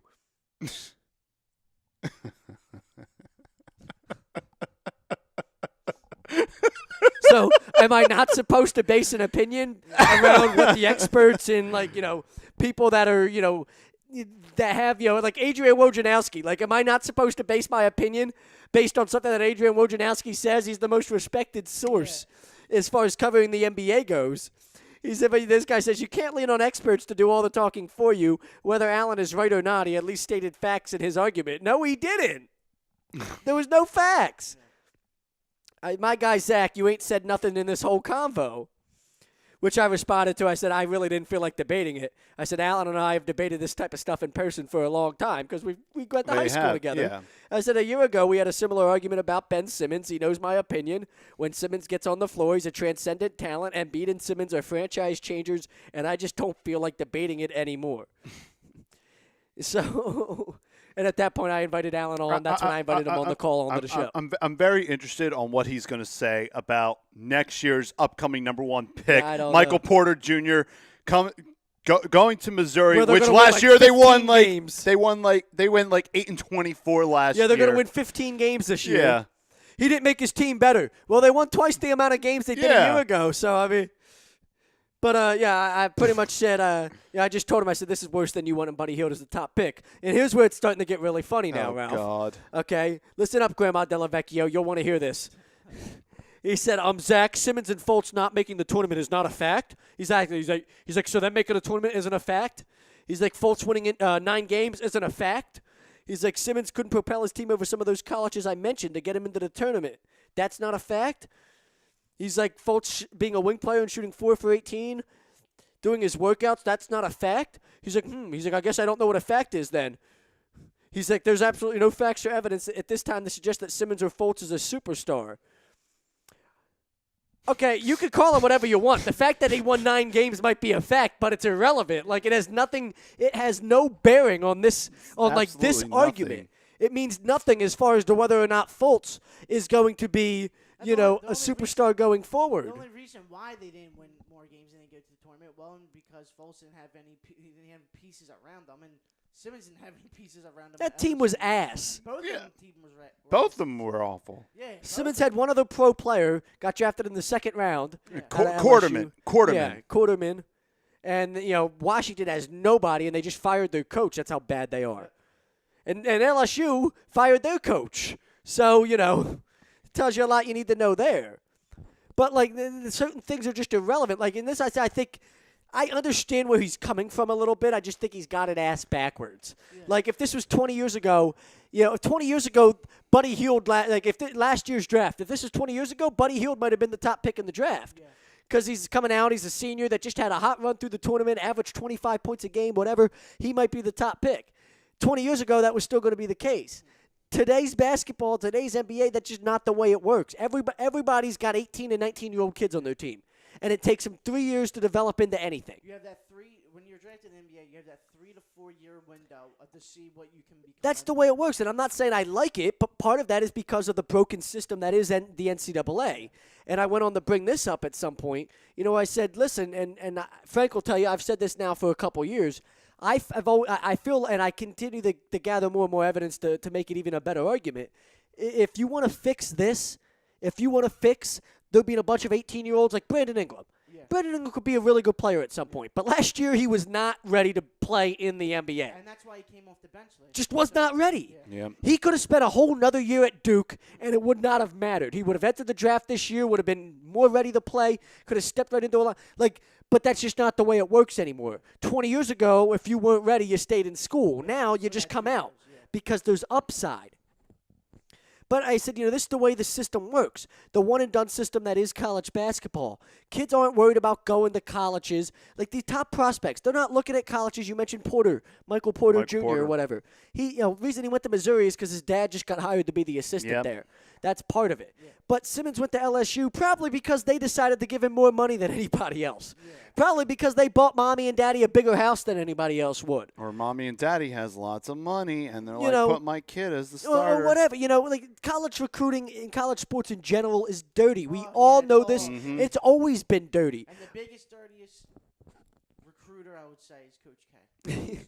Yeah, I've got inside info that, like, I don't know if he's the dirtiest, but he's not innocent. There's people that I have a cousin that works down there that went to UNC, was a graduate student, and knows all the big wigs from all the universities down there. And yeah, I mean, the boosters from Duke are just as dirty as the boosters anywhere else. But you know, he gets a free pass because he's Coach K.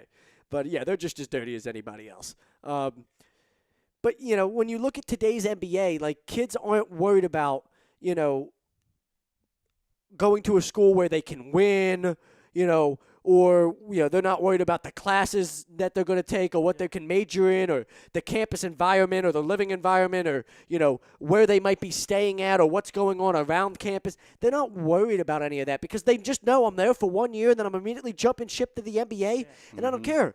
Like the argument last year about Simmons who had like a 1.9 GPA or whatever it was. Like, who cares? Like he didn't wasn't want to be there in the first exactly. place. Like he's going to school because it's a pipeline to the NBA. That's all. Yeah. Yep. And it's always been dirty. But now that like you got one and done going on, it's who can outbid everybody else to get these top prospects to be in here for the 1 year. Yeah. You know. So if you're LSU, you know, whatever you do, whatever you got to do, and then you get Ben Simmons in there and you hope it works out. Have you seen his show on what was it? Showtime or was it Show? Who's that? On Stars, the Ben Simmons, the one and done. No, I haven't. No. They did a whole documentary on Ben Simmons, the one and done thing. But like that's just how like it's now working. So there's so much more that goes into where these kids go to play to school. You know, 20 years ago you were worried about where I went because I might be there 2 or 3 years. Yeah. So are they going to win at that time? Who's going to be the coach at that time? You know, they're not worried about who the coach is. And that's why back then, 20 years ago, college basketball was very, very competitive. Right, and the NBA was more competitive because you had 21-year-old kids that were ready to come into the league instead of 18-year-old kids that aren't. Yeah. I mean, 20 years ago, you had Duke. You still had your Duke. You had Leitner was going to come out and be a big deal and a top pick. Grant Hill was always winning. Arizona, who was pretty good back then. I mean, you could go back. You could go back 15 years and look at it and say, Carmelo Anthony balled out his freshman year at Syracuse. Yeah. But if he's like injured, like Kyrie Irving was his freshman year at Duke, Carmelo Anthony's not going to be the top 3 or 4 pick that year. No way. If he's injured his whole freshman year at Syracuse in 03, he's coming back to school another year. Yeah. Because that was the way it was still working at that time. Yeah. He still wasn't the number 1 pick. No, but he was high enough. Yeah. But but that's my point is like, it's changed so much. Kyrie Irving was the top pick for that reason. Because it didn't matter that he didn't play his whole freshman year at Duke. It's what he projected to be at the next level. And you know who I'm surprised who didn't stay for one more year? Harry Giles out of Duke. I'm surprised with that knee problem. He didn't even play almost. Yeah. I think he only played a handful of games this year. I'm surprised he came out of the draft. That he came out and left school. But as you're saying, 20 years ago, you weren't picking 18, 19-year-old kids. You were picking 21, 22-year-old kids. It's just changed. As I say, like this mindset that Alan's talking about, it worked 20 years ago. Yeah. You know what I mean? Where like you looked at stuff like that. But what somebody does in college right now is irrelevant. How many games they won or things like that are irrelevant. When somebody scores 23, 6, and 6, that's their average. I don't care how many games he won. Yeah. Because you can't, what did he do? He scored 23, 6, and 6 as a freshman. That's what he did. Like, so, he didn't make his team better. So what? He won 9 games. So what? Like, who cares? Who cares what his GPA was? Yeah. Doesn't matter anymore. That type of stuff does not get you anywhere. Hell, sometimes it didn't get you anywhere 20 years ago. Christian Laettner, for everything he did in college, didn't do shit in the NBA. No. So, I don't know if that argument worked then either. I'll go back to the week schedule that LSU played. Simmons' best game was against Oral Roberts. Yeah, he averaged a triple-double. Against a weak Oral Roberts team. He averaged a triple-double for the season. And they play in the SEC. Yeah. There's some good teams in the SEC. Yeah. Didn't Simmons also get a win against Kentucky as well? I believe so. And he said, by the way, Hield had a better rookie season than most people drafted in last year's draft. He said, Sarge and Embiid aren't physically rookies. He said, but Buddy had a better season than number 2 pick Ingram. All right, he's coming after your boy. Buddy stunk. Would you stop it? Buddy Hield had one good game, dude. That one good If game. he, That was if he had so much upside, what's the reason Yeah. that New Orleans is trading his ass? Yeah. And then you had Vlade Divac. Yeah. Saying that he's I mean, a listen. Steph Curry. Buddy Hield he could end up being a guy that scores 20 a game in this league. Have a few year stretch there where he averages 20 a game. I wouldn't be surprised by that. He's a shooter, man. But I mean, like they make an argument. Oh, he had a better year. Yeah, great. Guess what? Buddy Hield's 23 and Ingram's 18. By the time Ingram's 23, he's gonna be like, what Buddy Hield dreams about being on his best day. Yeah. Like that's the argument you got to use here. The reason Ingram was the second pick is because he's 18. Yeah. So by the time he's Buddy Hield's age, he'll be in the league for 5 years and be a superstar. At that, Buddy Hield's 23, he's a rookie. Yeah. Yeah. So like, you see what I'm coming from? You see how it's Yeah. changed? Like that's what I'm talking about. Buddy Hield, 23 years old, he's a rookie. In 5 years, Ingram's going to be Buddy Hield's age, except he's going to have 5 years of experience. He'll be a superstar. 5 years in the league, Buddy Hield's already 28 years old. He'll be on his way out the league Yeah. with bad knees and everything else. Yeah. Because that's the way that works. Like Bad the one skin, guy whose career fell apart because of all the knee issues. Then he played for Memphis for a few years and Portland. Brandon Roy? There you go. Wasn't that him? Then he fell Yeah, apart with his knee Brandon. injuries. Yeah. He was a really good player for a Now- long now time, guess what or he's for a doing few now? years at least. He's coaching high school basketball. Mm. He won to the state championship, but he's coaching high school basketball. Yeah. So that's where it is. Brandon Roy. You're hit- That's a good nail on the name. head. Yeah. You see what I'm saying? But like that's Yeah. that's like there's your difference. That's why you draft a guy, and that's why it's working that way, where they're looking at projection and drafting. The one and done has done this to the league, where everybody's going to get drafted at 18 now, and projections they're are looking now- 5 years down the road. Yeah. What is this guy going to be in 3 years? Correct. I mean, And Fultz gonna be phenomenal in 3 years. you have Ball that will three to- probably be phenomenal in yeah, 3 years. You have that 3 to 4 year window in the NBA when you're drafted to see what you have. Right.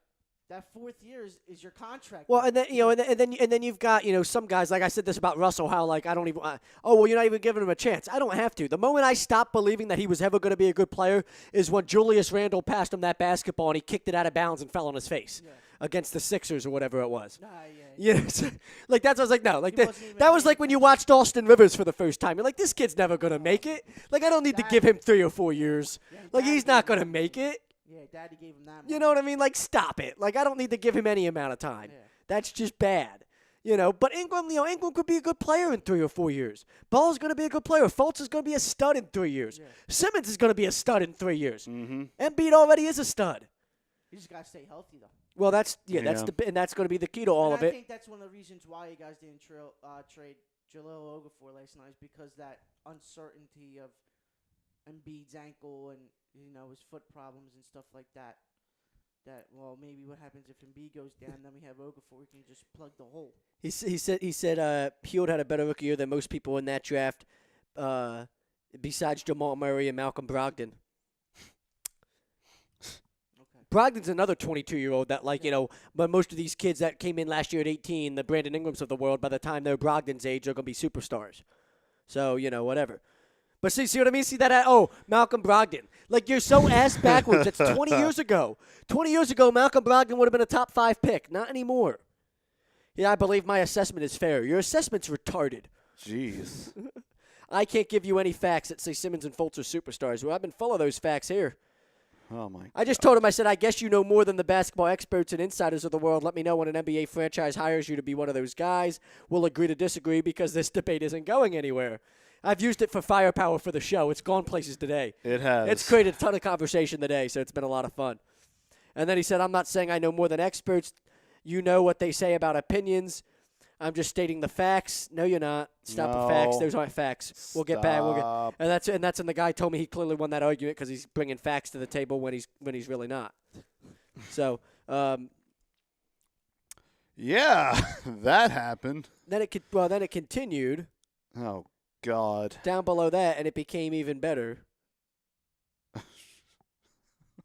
He said a lot of Simmons' highlights were against lesser teams. He said, I'm not denying that because I told him, I said, I can only do so much debating in a week. Calling to my radio show Friday. We'll debate it after the draft. Fultz averaged 23, 6, and 6. Those are phenomenal numbers for a freshman. He wasn't the reason they only won 9 games. I said, facts are it's a deep draft. Malik Monk will probably go outside the top 10. I called that one. I said, Dennis Smith could be a superstar. He might not go in the top 10. He went 9, so he almost fell out of the draft. Or fell out of the top 10. I said, that's the definition of a deep draft. Now, Dennis Smith went to Dallas, correct? Yeah, it's going to be good that he's there. He said, I question the levels that they both played against. Where the fuck did they play at? Like fucking Murray State? Who? Simmons and Fultz. He's like, I question the levels that they played at. They played at 2 of the biggest conferences in college basketball. Like, am I missing something? Did they play at Louisiana Lafayette? Like, Jesus Christ. St. Mary's. When their only good competitions against Gonzaga. Yeah. I mean, for real. Like, that argument's so weak, too. Like, we went through that with the Carson Wentz thing. Who cares where the hell he played at? Right. If you can play, you can play, man. Right. Right.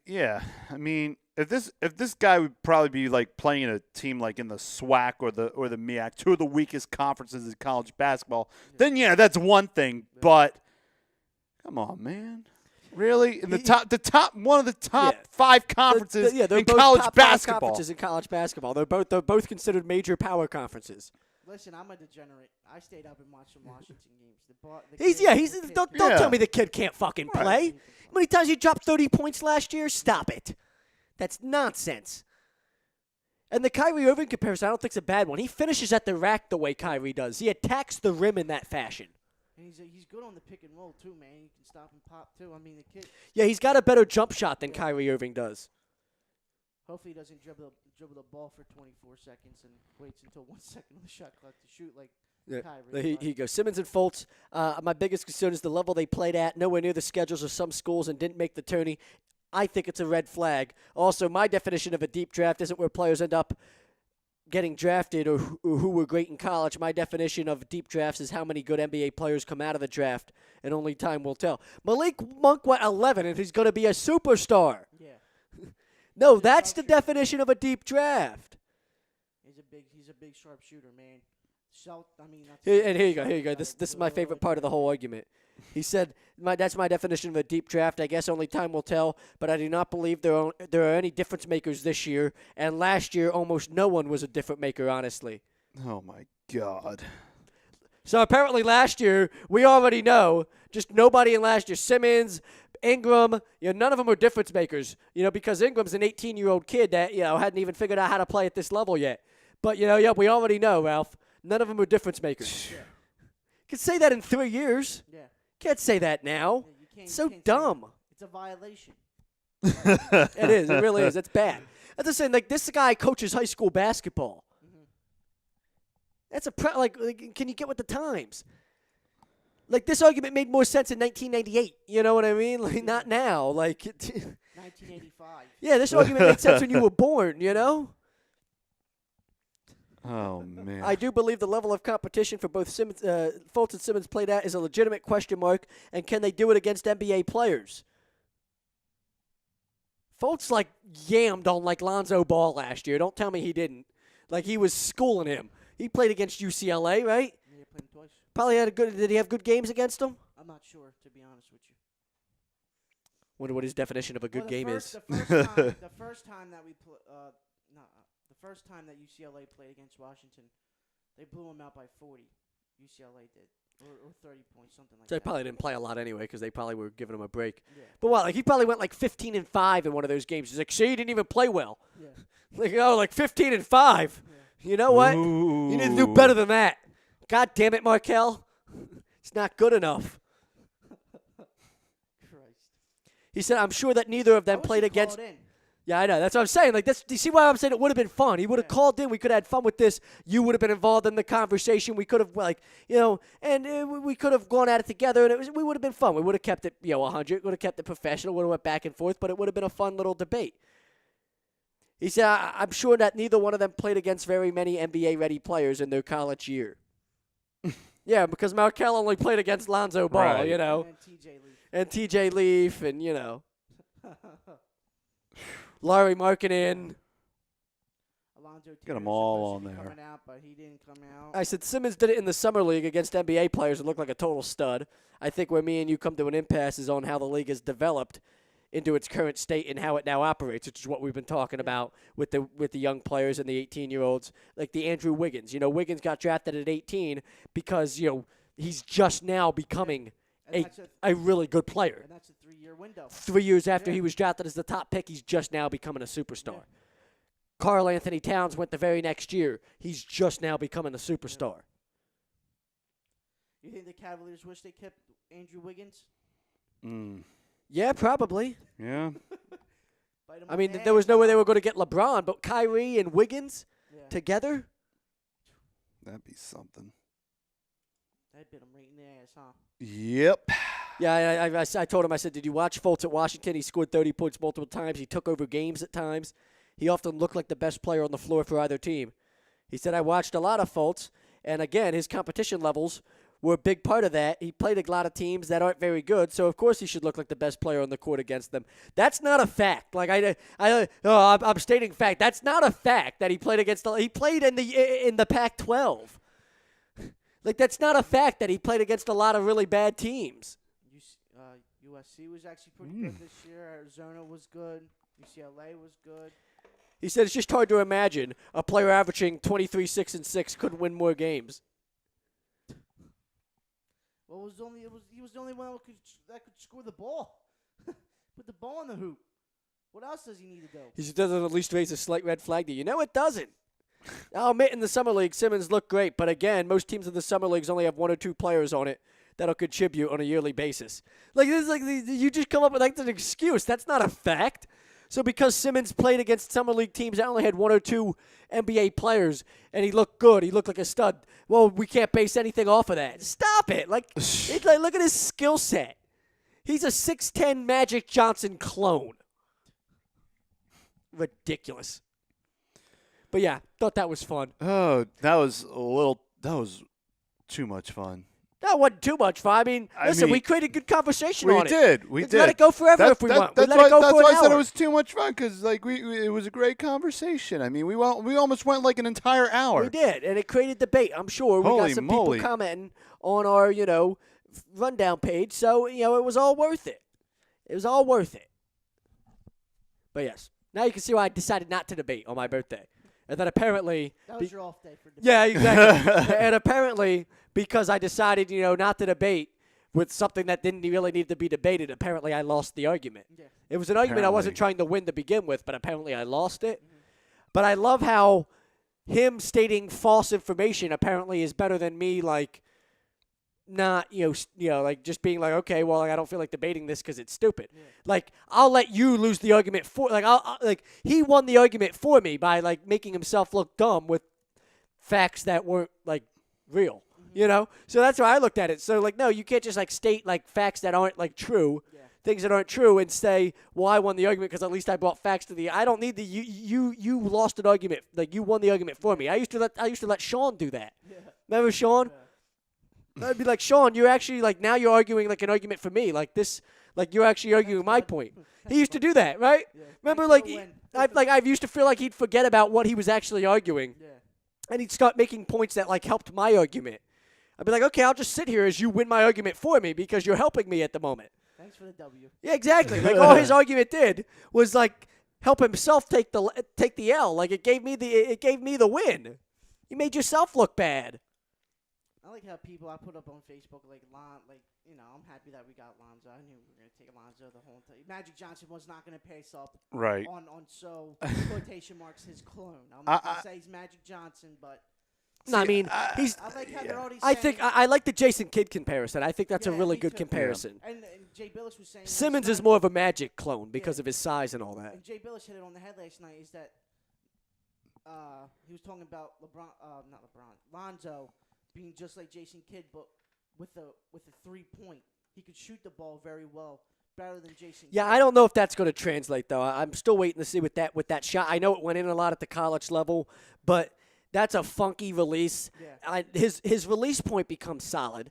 Like where he released the ball solid, but to get to that point is just weird. And I think NBA defenses, at least good NBA defenders, might be able to Yeah, because I put up on to have something for put that. on my Facebook. I said Lonzo, all that Yeah, stuff. Alonzo. Yeah. And then I was waiting for the moment, and as like, soon as I put that up, I get up this morning and look who commented. Sean puts #bus. I don't know how you can call somebody a bust when they haven't even played a game in the NBA yet. Just give a kid a year. And Christ, we gave Greg Oden one year. and a comeback tour. Ugh. Not a year. We gave Greg Oden about a month before we could call him a bust. Yeah. We gave what's his knees couldn't stay healthy. That Yeah. was that, so it was what it was. We're gonna take a break here. This is the rundown.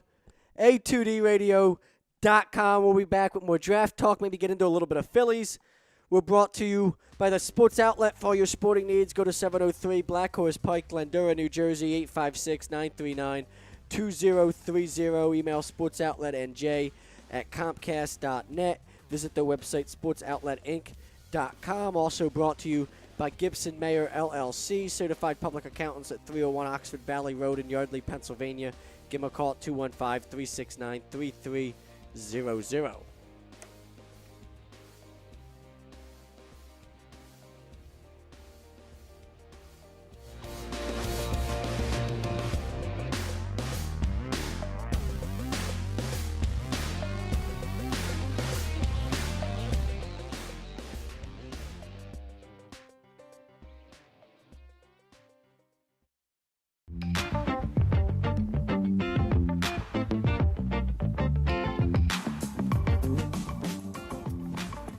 A2DRadio.com is sponsored by the Sports Outlet for all your sporting needs. Located 703 Black Horse Pike in Glendora, New Jersey. Give them a call at 856-939-2030 or email them at sportsoutletnj@comcast.net or visit them on the web at www.sportsoutletinc.com for all your sporting needs. The Sports Outlet.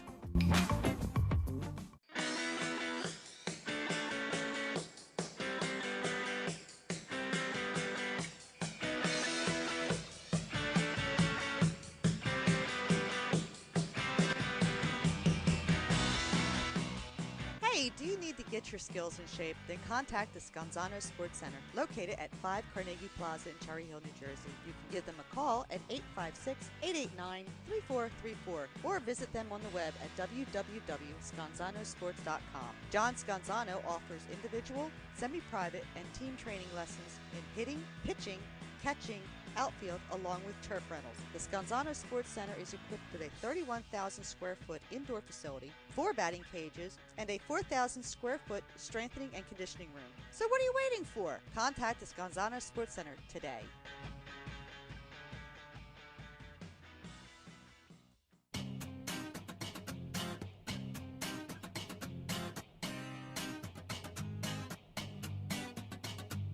A2DRadio.com is proudly sponsored by Gibson Mayer LLC Certified Public Accountants. Gibson Mayer, located in Yardley, PA, is a leading accounting and business consulting firm with a proven track record of handling critical issues with expertise across many different industries, including construction, distribution, hospitality, manufacturing, real estate, service trades, merchandising, professional services, and professional athletes. Give them a call at 215-369-3300.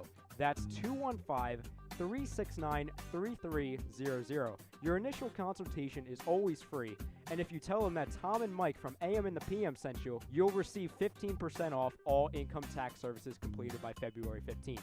That's Gibson Mayer LLC Certified Public Accountants, 215-369-3300, or visit them on the web at www.gibsonmayer.com. That's gibsonmayer.com.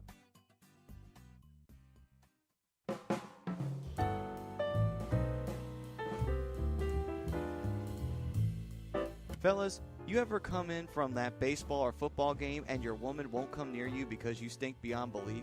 Then you need Soap Stash. You should never settle for a generic hygiene product that only covers up the stench. Treat your skin with the best nutrients. Feel clean with the only soap you'll need. The highest grade carrier oils are ingrained in all of their products, which are 100% natural and terrific for your skin. No sulfates, parabens, or phthalates, and synthetic fragrance free. Contact Soap Stash for your sample package and give your woman what she deserves. You can contact Soap Stash at 844-890-3197 or visit them on the web at soapstash.com or Facebook at Soapstash LLC. Once again, their number is 844-890-3197. Soap Stash, the new soap standard.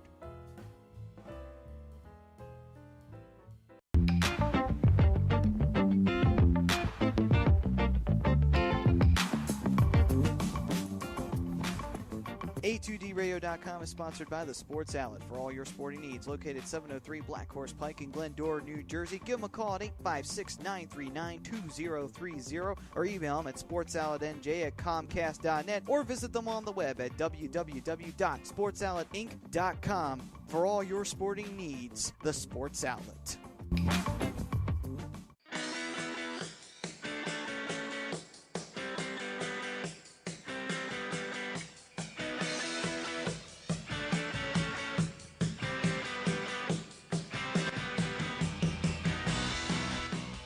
Hey, do you need to get your skills in shape? Then contact the Scanzano Sports Center, located at 5 Carnegie Plaza in Cherry Hill, New Jersey. You can give them a call at 856-889-3434 or visit them on the web at www.scanzanosports.com. John Scanzano offers individual, semi-private, and team training lessons in hitting, pitching, catching, outfield, along with turf rentals. The Scanzano Sports Center is equipped with a 31,000 square foot indoor facility, 4 batting cages, and a 4,000 square foot strengthening and conditioning room. So what are you waiting for? Contact the Scanzano Sports Center today.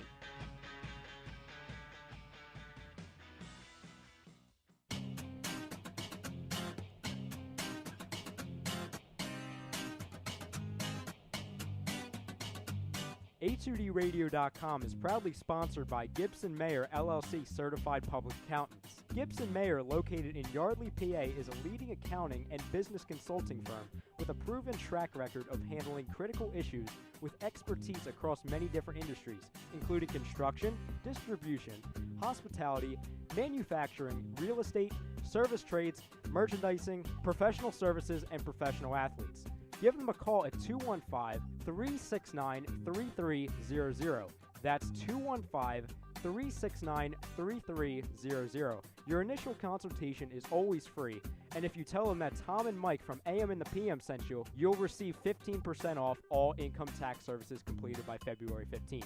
That's Gibson Mayer LLC Certified Public Accountants, 215-369-3300, or visit them on the web at www.gibsonmayer.com. That's gibsonmayer.com.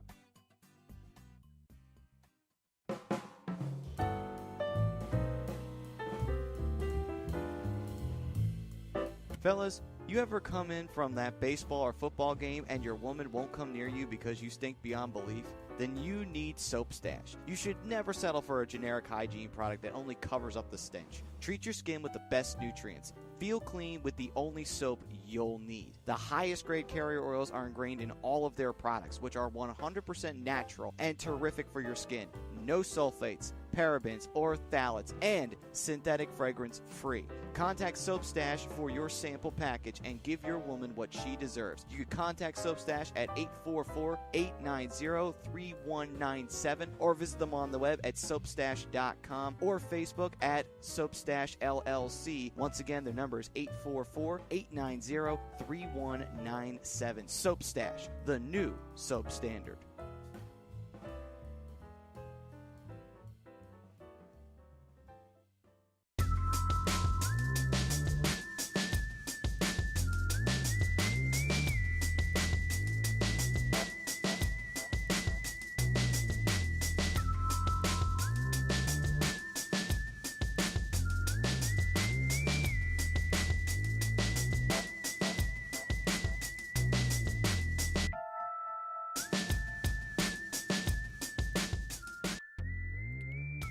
This is the rundown on A2DRadio.com. Zach Burr with Ralph Delavecchio, Frank Vespi on the ones and twos. We're brought to you by Soap Stash, the new soap standard. Give them a call at 844-890-3197. Email driphouse@comcast.net. Visit the website soapstash.com. One of our newer sponsors here on A2DRadio.com. As we continue to work through the madness here, that is the post-draft, the day after, morning after effect. Somebody, certain fan bases from certain cities, they need a morning after pill. Like Chicago. Yeah. Chicago might need a morning after pill, yeah. You want to talk about a GM They want protection from what happened last night. About a GM that should get fired. Chicago's GM should get fired right on the spot. What don't you like about the deal? What the hell? What else? So- What do you want back in return for Jimmy Butler? Carl Anthony Towns? I mean, what the fuck do you think you're going to get I don't back? think you should have traded Jimmy Butler in the first place anyway. Well, everybody knew that was coming. You should have never traded him, though. Well, there have been Jimmy Butler trade rumors going on for 2 years now. It's bullshit, though. The Timberwolves won that draft. I mean, not the draft. They won that trade. Yeah. Well, because they got Jimmy Butler out of it. But, I mean, I don't think the Bulls lost. It's I a good think they trade for did. both teams. The Bulls No. the Bulls got what they want out of it. The Bulls are trying to the Bulls, like, are they worse now because of it? Yes, but they were trying to shed a contract like Jimmy Butler. They might shed a contract like Dwayne Wade or Rajon Rondo here soon, too. I think they'd buy out Dwayne Wade's contract before they move Rajon They might Rondo. buy out Rondo's contract. First of all, Rondo's a head case, and Jimmy Butler's a head case. So they probably were having problems with them playing together. Yeah. And if you got two head cases and you're looking to rebuild anyway, why not just get rid of both of them? So let him go be a superstar with his old coach that knows how to handle him up in Minnesota, where he can play with two young superstars in Wiggins and Karl Anthony Towns. And a point guard like Ricky Rubio, who was pretty much Rajon Rondo, just without the head issues. Yeah. True. Without the mental problems. Yeah. So, you know, it's a good deal for everybody. And they give up Zach LaVine. I mean, LaVine won the dunk contest a few years back. Yeah. LaVine was averaging over 20 points a game a year ago at one point before he blew his knee out. A year ago, the conversation was, in Minnesota, there was a conversation about whether or not LaVine was going to be the better long-term player than Andrew Wiggins. So I don't know, it's not like the Bulls got nobody. They Yeah, got they didn't get something, nobody. but it wasn't like Well, what'd you want them to get? a bag of potato chips. I don't know. What would you want them to get? What else were they going to get besides what they already got? An extra bag of basketballs on top of it? I At don't least know. another first-round draft pick. Yeah. They got the 16th pick in the draft. Yeah, but I want another first round next year, too. No, can't give them all Nah, that. that's bullshit, then. Then you ain't getting Jimmy Butler. Chris from me. Dunn was just a top 5 pick a year ago. Yeah, but I want another first-round pick next No, year, you're too. getting 2 first-round picks. Yeah, You're but not going to get 3 for Jimmy Butler. It's not like he's fucking Steph Curry. Are you fucking for real? Nah, What are yeah, you you overvaluing can- Jimmy Butler? You can get another first round next No, year. you for Jimmy. Yeah, can't. yes, you can. Yes, you can, Zach. He's not that. He's a good player. He's not that level of superstar where you're getting 3 first-round picks for him. Now you're just overvaluing who he Chris is Dunn as a hasn't player. been anything either, but okay. Is this not? Wasn't he a rookie last year? Yeah, but whatever. Okay. So Brandon Ingram sucks ass too by that logic. Came Come off on. the bench, but Come whatever. on, stop it. We just had this argument. We just had this conversation 20 Well, minutes Buddy ago. Hill should have been the first pick. Whatever. Just fucking stupid. I mean, like, Chris Dunn. I mean, teams are still high on Chris Dunn. There's a reason he was pretty much the extra first-round pick in that deal. You're getting a player who's trending upwards in Levine, who is already a good player in this league, and you're hoping that if he continues to trend upwards, maybe he'll become an even better player. Yeah. More of a complete offensive player. But he's at least already something. He And brings then- you something offensively. Now, when I've never understood this. So when they traded for the draft pick, right? So the Timberwolves took Markkanen at 16. So did the Bulls tell the Timberwolves, this is who we want, so just draft them? Yeah, pretty much. Okay. It's kind of like, because the NBA has to officially finalize Yeah. the deal. Yeah. But it's still going through, like, this player, like the Timberwolves took Markkanen at 7. Yes. Because that's the player the Bulls wanted. Yeah. And they were talking about that. Okay, who do you want? You guys want Markkanen? Okay, so Markkanen becomes the pick. Yeah. So yeah, there's conversations going on about that behind the scenes. Both sides talking about that. Yeah, it's not like the Timberwolves get the all right. Well, hell, since this deal isn't finalized yet, we'll take the player that we want you to have at 7. No, that's not the way it works. Though that You would know. that would be hilarious. It would be. Revenge picking or something. I don't know. And we select Harry Giles. Oh wait, what? Yeah. We select this player from some We weird select Frank country. T.J. Mason the Leaf. third. We select T.J. Leaf. Frank Mason the third. Frank Mason. I'm surprised he wasn't a first-round pick. Yeah, that's what everybody thought that the Wooden Award winner would go. Yeah, but you see what I'm saying? Same thing.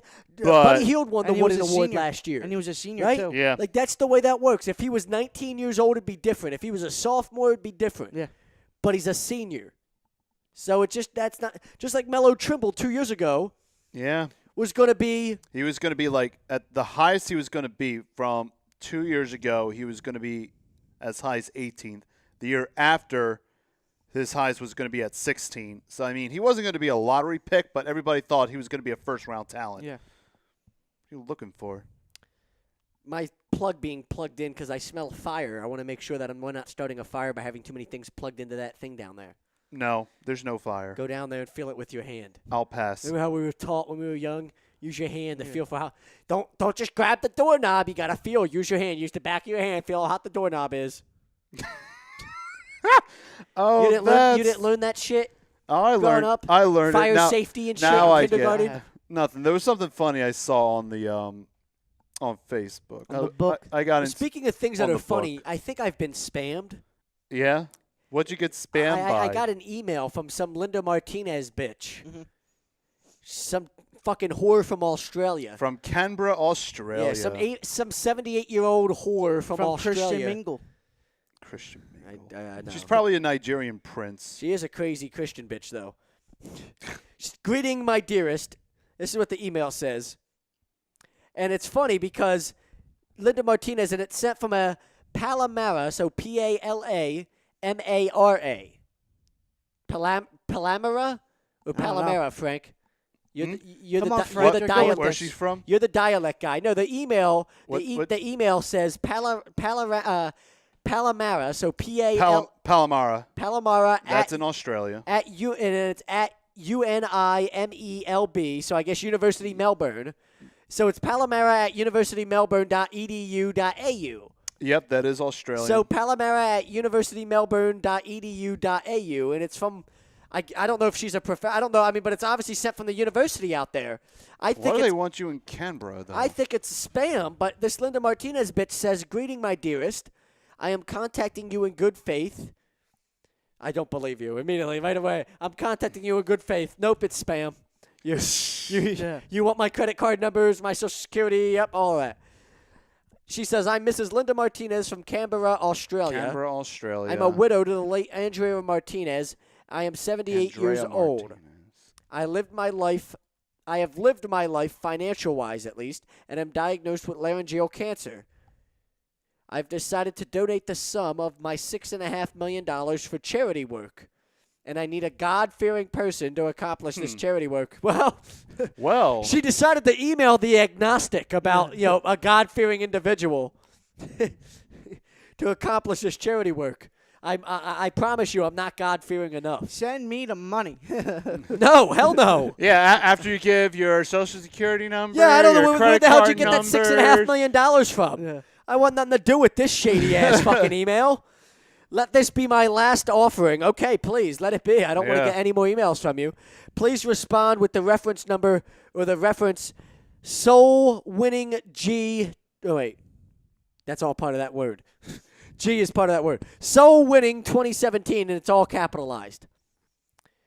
Please respond with Soul Winning 2017 so I will know you got this. God bless you abundantly. Your swift response will be appreciated. Stay blessed, Linda Martinez. Who the fuck is this bitch?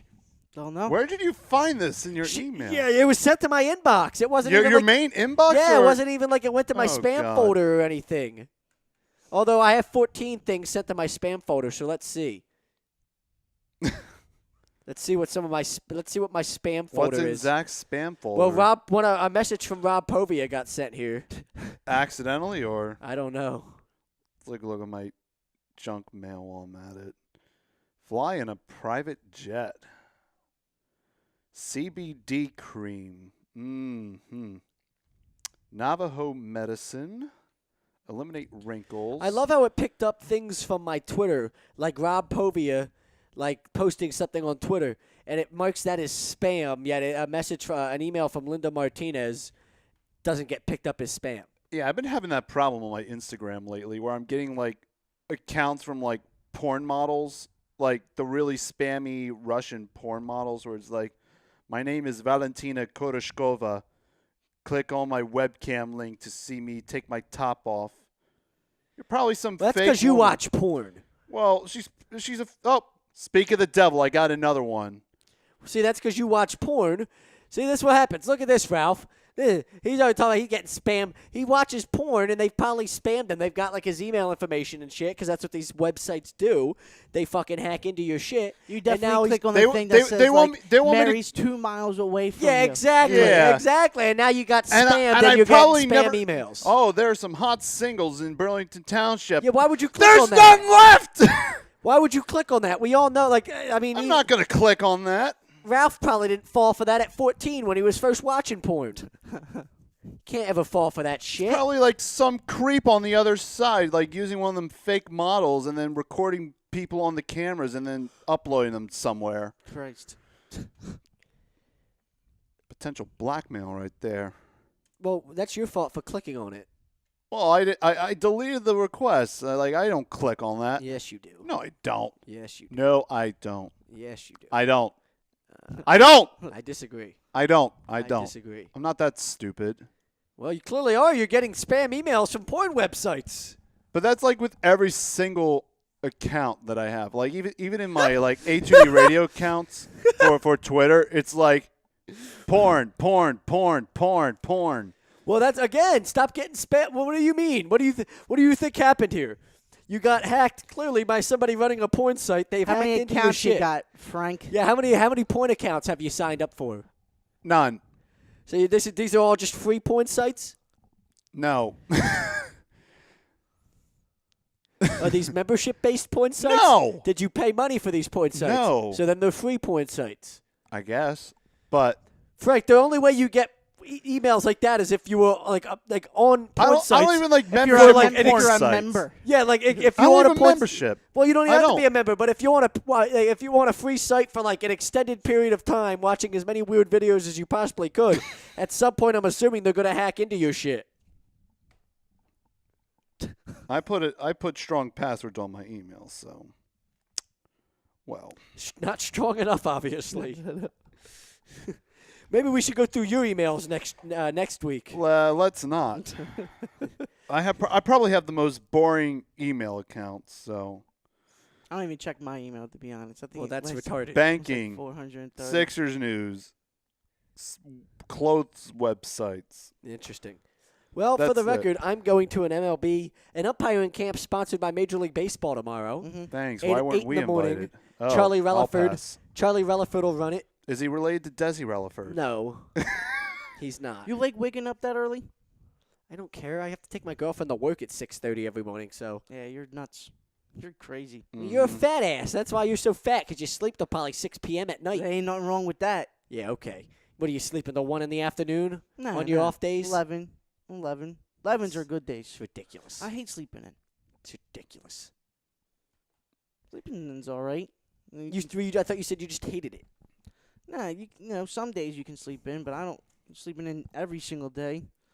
Well, you're gonna go home and sleep in. Take your power nap since we woke you up so early. I'm sorry, Mr. Delavecchio. We woke you up early for the rundown.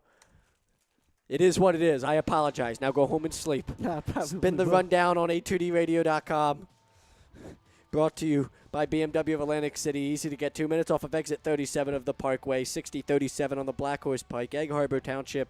609-568-9200 for Zach Barr, Ralph Delavecchio, Frank Vespi. We And thank Lonzo you for Ball. tuning in. And the whole Ball family circus. Tickets going on sale this weekend. We'll see you next week.